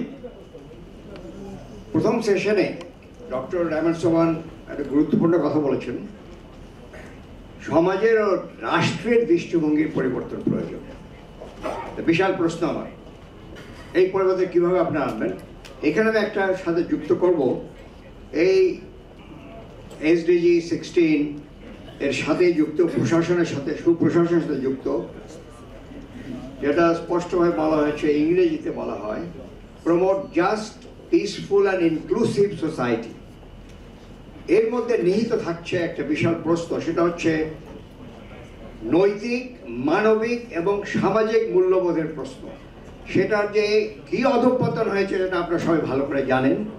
এখানে প্রশ্নটা হলো প্যানেলের কাছে, আপনারা কি মনে করেন এটা একটা বিশাল লক্ষ্য নিয়ে, খুবই কঠিন ইউটোপিয়ান আইডিয়া হলেও একটা নৈতিক জাগরণের ক্যাম্পেইন শুরু করা যায়? ধন্যবাদ। ওকে, এরপরে পেছনে, একবারে পেছনে, আমরা পেছনে। Thank you chair. আমি জেনুইন প্রশ্ন করছি জনাব আসিফুর রহমানের কাছে। আমার নাম রফিক, আমি একটা এনজিওতে কাজ করি। আমার প্রশ্ন হচ্ছে রাজনৈতিক দলগুলোকে কিভাবে রাইট টু ইনফরমেশন অ্যাক্টের আওতায় আনা যায়, প্রত্যক্ষ অথবা পরোক্ষভাবে? ওকে, ভালো প্রশ্ন। আমাদের আদালতের রায়টাতে কিন্তু এতে বিশদ আলোচনা আছে, আপনারা ওটা পাবলিশ হয়েছে, আপনারা ওই রায়টা দেখতে পারেন। আমার প্রশ্ন হচ্ছে যে সুশাসনের যে কথা বলছি, আজকে যে প্ল্যাটফর্ম তৈরি হয়েছে, যে সরকারে আসুক, রাজনীতির কাছে কিন্তু যেতে হবে, রাজনৈতিক সরকারের কাছে যেতে হবে। আমরা তো কিছুদিন আগে দেখেছি সুলতানা কামাল আপা, উনি একটি টক শোতে একটা মন্তব্য করার জন্য ওনার জীবন নাশেরই হুমকি দেওয়া হলো। আপনারা যারা বসে আছেন, তারা যে আজকের এই প্ল্যাটফর্ম তৈরি করেছেন, আপনারা কতটুকু নিরাপদ, এবং সেই সাথে আমরা কি নিরাপদ থাকবো? ধন্যবাদ। আমরা ওই ডান পাশে কেউ আছে? আমরা শুধু বামপন্থী হব না, আমরা ডানপন্থী হতে চাই। ধন্যবাদ আমার প্রশ্নটি নেওয়ার জন্য।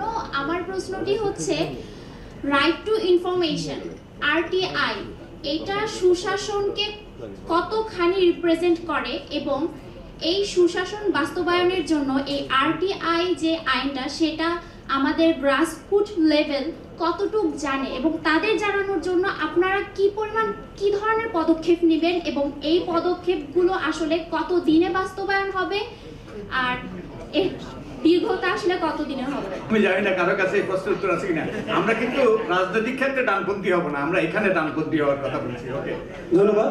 আমি আব্দুর রশিদ, জাহাঙ্গীরনগর বিশ্ববিদ্যালয় থেকে এসেছি। আমার প্রথম কোশ্চেনটাই হচ্ছে যে বাংলাদেশের বিভিন্ন প্রেক্ষাপটে দেখা যাচ্ছে যে এখানে যতগুলো না কথা বলা হয় সেখানে শাস্তি নিয়ে কোনো কথা বলা থাকে না, যদিও শাস্তির কথা উল্লেখ থাকে সেটা থাকে যত সামান্য। আসলে যখন হত্যাগত ব্যক্তি কোনো কাজ করে ফেলেন সাধারণ মানুষজন সেখানে কোনো কথা বলতে পারেন না, কারণ তাদের শাস্তির জায়গাটা খুবই সীমিত। এখানে কোনো সুদূর প্রসারী কোনো লক্ষ্য আমরা দেখতে পারি না। যদি শাস্তির ব্যবস্থা না থাকে তাহলে কখনোই আমাদের এই সুশাসন প্রসঙ্গ কথা বলা এটা বৃথা।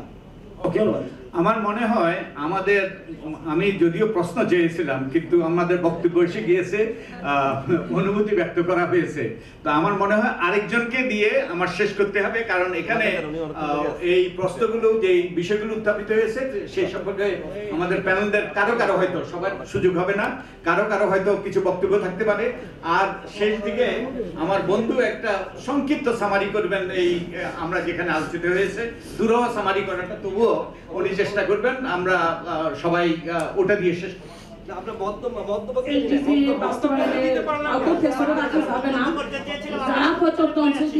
প্রতিষ্ঠাতা আমি প্রত্যেক এনজিওর পক্ষ থেকে বলছি, সেটা আমার প্রশ্ন হলো কাউকে পেছনে রাখা যাবে না এই কথাটা আপনার এসডিজি বাস্তবায়নে কতটুকু নেটওয়ার্কিং দেওয়া হবে, সেটা কি ফাইন্যান্সিয়াল নাকি সেটা কোনো নেটওয়ার্কিং নাকি সেটা জনসভা প্রত্যেকটা অঞ্চলে পৌঁছতে হলে আমাদেরকে ফাইন্যান্সিয়াল অভাবটা কিন্তু আগে পূরণ করতে হবে।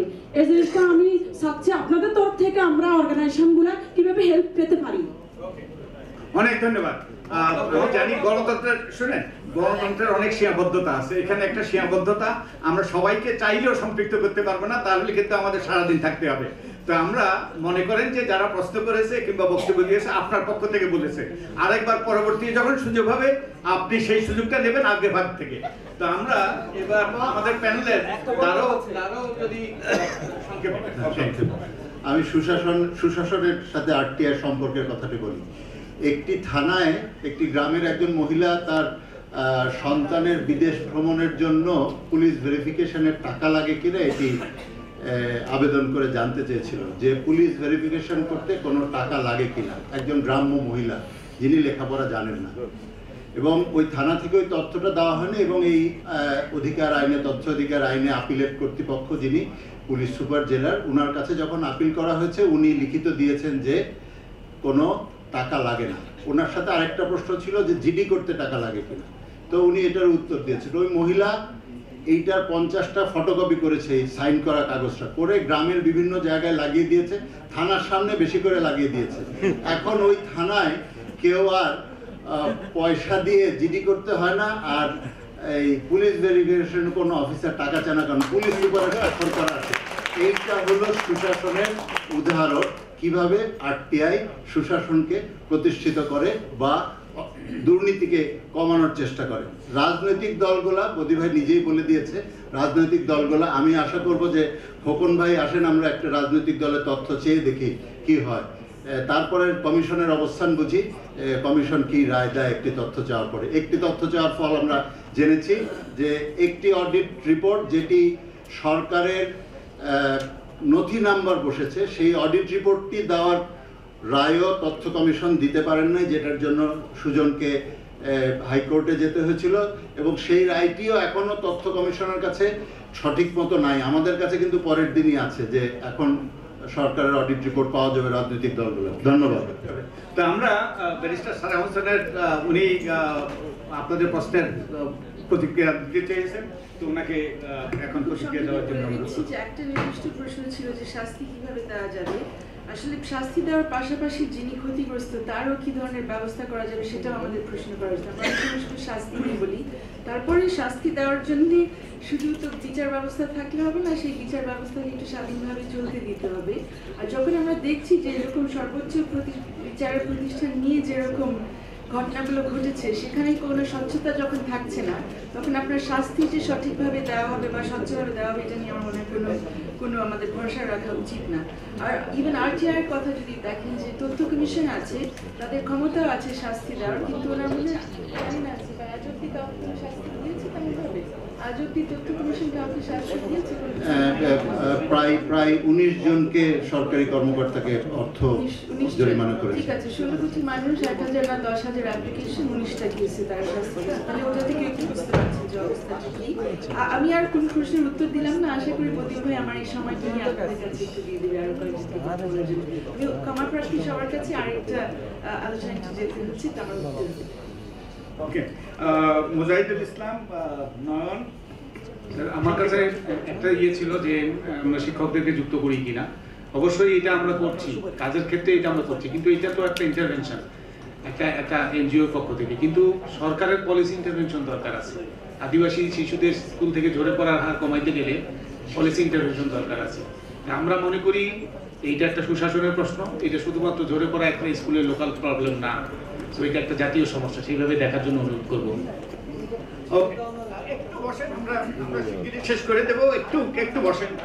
তো এবার আমি আমার বন্ধু সালাউদ্দিন আমিনুজ্জামানকে সংক্ষেপে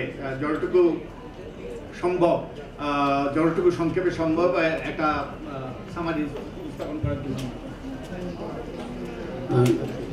ধন্যবাদ। আজকে যখন আমি এসেছি তারপরে একটা কঠিন দায়িত্ব আমাকে দেওয়া হচ্ছিল, সেটা হচ্ছে যে আমাদের যিনি কিনোট স্পিকার তার বক্তব্যটি পেশ করার জন্য আমি সময় পেয়েছিলাম 8 মিনিট, মানে ওটা পড়তে, তারপরে পড়েই সে ট্রান্সলেট করে বলতে হয়েছে। আর এখন এখানে আমি যে নোটগুলো নিয়েছি সেগুলোর সংখ্যা হচ্ছে 42 পয়েন্ট আমি বলতে পারবো না, সম্ভাবনা উচিত।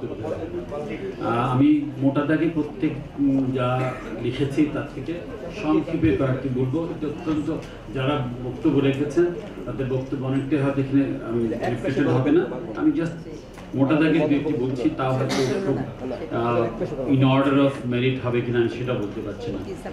প্রথম থেকে আমি যেটা শুনেছি প্রথম বক্তার কাছ থেকে, মুজাহিদ ইসলাম সাহেবের কাছ থেকে, সেখানে তিনি একটা গুরুত্বপূর্ণ কথা বলেছেন যে এসডিজিতে আদিবাসী মানুষদের অধিকারের ব্যাপারটা সেইভাবে সম্পৃক্ত হয়নি বিশেষ, এবং এটা রাষ্ট্রের এসডিজি ছাড়াও রাষ্ট্রের আইনে চরিত্রেরও একটা ব্যাপার রয়েছে এদেরকে মেইন স্ট্রিম করার জন্য। হাসিবুর রহমান সাহেব প্রায় 14-15টি বেশ গুরুত্বপূর্ণ কথা বলে, তার মধ্যে থেকে যেটা ভালো হয়েছে তথ্য অধিকার দুর্নীতি করতে পারে এবং এর একটা বেশ সুন্দর উদাহরণ দেখা দিচ্ছে। তবে উনি যেটা গুরুত্বের সাথে সেটা বলেছেন যে তথ্যের গুরুত্ব সম্পর্কে জনগণকে আরও সচেতন করতে হবে। এবং আরেকটি কথা যেটা খুব গুরুত্বপূর্ণ, যেটা একটা পলিসি ইমপ্লিকেশন রয়েছে, সেটা হচ্ছে যে আমাদের কোনো ডেটা পলিসি, যেটা ম্যানেজমেন্ট পলিসি নেই, এবং সেটা হলে ভালো হয়। আরও অনেক গুরুত্বপূর্ণ পয়েন্ট আছে, ধরছি না, আমার কাছে গুরুত্বপূর্ণ মনে হচ্ছে। রফিকুল ইসলাম সাহেব টিআইবি উনি বেশ কিছু উল্লেখ করেছেন। তার মধ্যে প্রথম যেটা বলেছেন যে আমাদের এসডিজি 4, 5, 10, 16 এখানে যে কথাগুলো বলা হয়েছে সেগুলোর সাথে প্রায় আমরা দেখছি যে অবৈধ দুর্নীতি, অবৈধ অর্থ দুর্নীতি, জব দুর্নীতি ব্যবস্থা, মৌলিক অধিকার এই যে স্বীকৃত হয়েছে, কিন্তু সেগুলো আমাদের আইনগত কাঠামো সেভাবে সুস্পষ্টভাবে আসেনি। আর আসার পরেও দেখা গেছে অনেক ক্ষেত্রে দুর্নীতি দমনের ক্ষেত্রে সরকারের দুর্বলতা রয়েছে, প্রাতিষ্ঠানিক দুর্বলতা রয়েছে, এবং আইনের কাঠামোর অনেক জায়গায় বেশ বিশিষ্ট দুর্বলতা রয়েছে। এটা হচ্ছে মোটা আগের কথা, উনি সুপারিশ দিয়েছেন, আমি সেখানে যাচ্ছি না। ব্যারিস্টার সারা হোসেন বিশিষ্ট আইনজীবী, উনি যেটা বলছেন এসডিজি নিয়ে আমরা যখন এতগুলো কথা বলছি তার আগে আমাদের একটু ভাবা উচিত যে এসডিজির সাথে আমাদের সংবিধানের সম্পর্কটা কতটুকু। ওনার ধারণা এবং আমরা হয়তো বিশ্বাস করবো, এখন আমরা যারা সংবিধানটা পড়ছেন সবাই আবার একটু পড়ে দেখুন, এসডিজির সাথে সংবিধানের অসম্ভব একটা সম্পৃক্ততা আছে। SDG is not something not direct coming from sky or settle. আপনারা যদি আমাদের সংবিধানের পার্ট 3 যেটাকে বলা হয় basic fundamental principal state policies, সেখানে দেখলে বোঝা যাবে যে এসডিজি আমাদেরকে নতুন কোনো it's not a new medicine for us. সুতরাং ওখানে যেটা দরকার, উনি বলছেন যে এটাকে রিভিজিট করা সংবিধানের স্পিরিটটাকে, তাহলে এসডিজিকে আমরা ইনস্টিটিউশনালাইজ করতে পারবো। ওনার করা বা গভীরভাবে যেটা বলতে চাচ্ছেন যে let's try to revitalize the constitutional principles and then try to look into SDG goals. তারপর যুবরাজের কবির সাহেব বলেছেন শিশুদের নিয়ে, এটি গুরুত্বপূর্ণ যে বাংলাদেশের শিশু সহিংসতা বাড়ছে এবং তিনি চিত্র দিয়েছেন, তুলনামূলক চিত্র, সেই চিত্রে দেখা যাচ্ছে যে সহিংসতা কি উদ্বেগজনকভাবে বাড়ছে। এবং এর কারণ হিসেবে তিনি বলছেন যে আমাদের সম্ভবত কালচারাল কিছু ফ্যাক্টর আছে জিনিসটাকে অ্যাড্রেস করার ক্ষেত্রে, আর আইনের শাসন প্রতিষ্ঠিত নয় বলেই হয়তো এটা বাড়ছে। সুতরাং আইনি কাঠামোগুলোকে বিশ্লেষণ করার প্রয়োজন রয়েছে মনে করছেন তিনি। আর শিশু আইনের কথা বলা হয়েছে, শিশু আইনেও কিন্তু যথেষ্ট অ্যামেন্ডমেন্ট, রিভিশন এবং আপডেটিংয়ের প্রয়োজন রয়েছে এবং শিশুদের ভেতরে সচেতনতা সৃষ্টি করা যায় কিনা সেটা নিয়ে উনি একটা ইঙ্গিত করেছেন। Yes, I think most probably that was what I could somehow cover. আর ভাই আমার সাইড বন্ধ করে দেবেন।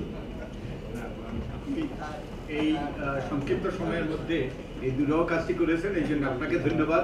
একই সাথে আমি সব প্যানেলিস্টদেরকে ধন্যবাদ দিতে চাই এবং আপনারা না শুনলে এই সেশন সফল হতো না, আপনারা সফল করেছেন, আপনাদেরকে ধন্যবাদ। তবে শেষ কথা, মুদ্রা কথা হলো সুশাসনের দিক থেকে আমরা কি ভালো অবস্থানে আছি না ভালো অবস্থানে নেই? ভালো নেই। আমার মনে হয় এটাই হলো আমাদের ওই যে সারাংশ, যে এই সেশনের মূল সারাংশ হলো সুশাসনের দিক থেকে আমরা খুব ভালো অবস্থানে নেই এবং এই জন্য সরকারের ভূমিকা সবচেয়ে গুরুত্বপূর্ণ এবং আমরা যারা বেসরকারি সংস্থান, আমরা যারা সিভিল সোসাইটির অংশ, আমাদেরও গুরুত্বপূর্ণ ভূমিকা আছে এবং মানুষকে সচেতন করতে হবে, মানুষকে সম্পৃক্ত করতে হবে, বিশ্বতে যারা পিছিয়ে পড়ে আছে তাদের অধিকার নিশ্চিত করতে হবে, তাদেরকে ক্ষমতায়িত করতে হবে। তবে যে এই যে নেতিবাচক কথা, তার সাথে কিছু ইতিবাচক, যে এর মধ্যে মানুষ সচেতন হওয়া শুরু করেছে। এই যে আজকের যে অনুষ্ঠান, এটাও এই সচেতনতা সৃষ্টির একটা বড় প্রয়াস। তো এই আপনারা যারা এর সাথে যুক্ত তাদেরকে সবাইকে আন্তরিক অভিনন্দন এবং একই সাথে আদালতের থেকেও আমরা কিছু সহায়তা পেয়েছি, এখন প্রায় সবগুলো তথ্য আমরা পেতে পারি, সেই অধিকার প্রতিষ্ঠিত হয়েছে। আর আমাদের এই যে আপনি যে ওই যে পুলিশের কাছ থেকে যে চিঠিটা সব জায়গায় টাঙিয়ে দেওয়ার যে একজন নারী করেছে, যে আমাদের যে সাহসিকতা এবং উদ্ভাবনী শক্তি আমাদের মানুষের, এটা তারই প্রতিফলন। তো এর দ্বারা আমরা আশাবাদী হতে পারি এবং আমার মনে হয় ভবিষ্যতে আমরা এগুলোর প্রতিকার করতে পারবো যদি আমরা সেই নারীর পদাঙ্ক অনুসরণ করি, সেই রকম সাহসিকতা প্রদর্শন করি, সেই রকম উদ্ভাবনী শক্তি আমরা যদি প্রদর্শন করি। তো আপনারা সেই আহ্বান রেখে এবং সবাইকে আবারও ধন্যবাদ দিয়ে এই সেশনের এখানে পরিসমাপ্তি টানছি। সবার দৃষ্টি আকর্ষণ করছে আয়োজকদের পক্ষ থেকে আমাদের এখন মধ্যাহ্নভোজের বিরতি। এই সময় একটু সবাই মনে রাখবেন যে আপনাদের যে খাবারের কুপনটা আছে এটা প্রদর্শন বাধ্যতামূলক খাবারের জন্য, এটা শৃঙ্খলার জন্য খুবই গুরুত্বপূর্ণ। এরপর বেলা 3টার সময় আমাদের পরবর্তী সেশন হবে, এখানকার আপনাদের আলোচনা ফিরিয়ে নিয়ে চেয়াররা ওখানে রিপোর্ট ব্যাক করবেন, আপনাদের সেখানেও আমন্ত্রণ জানাচ্ছি।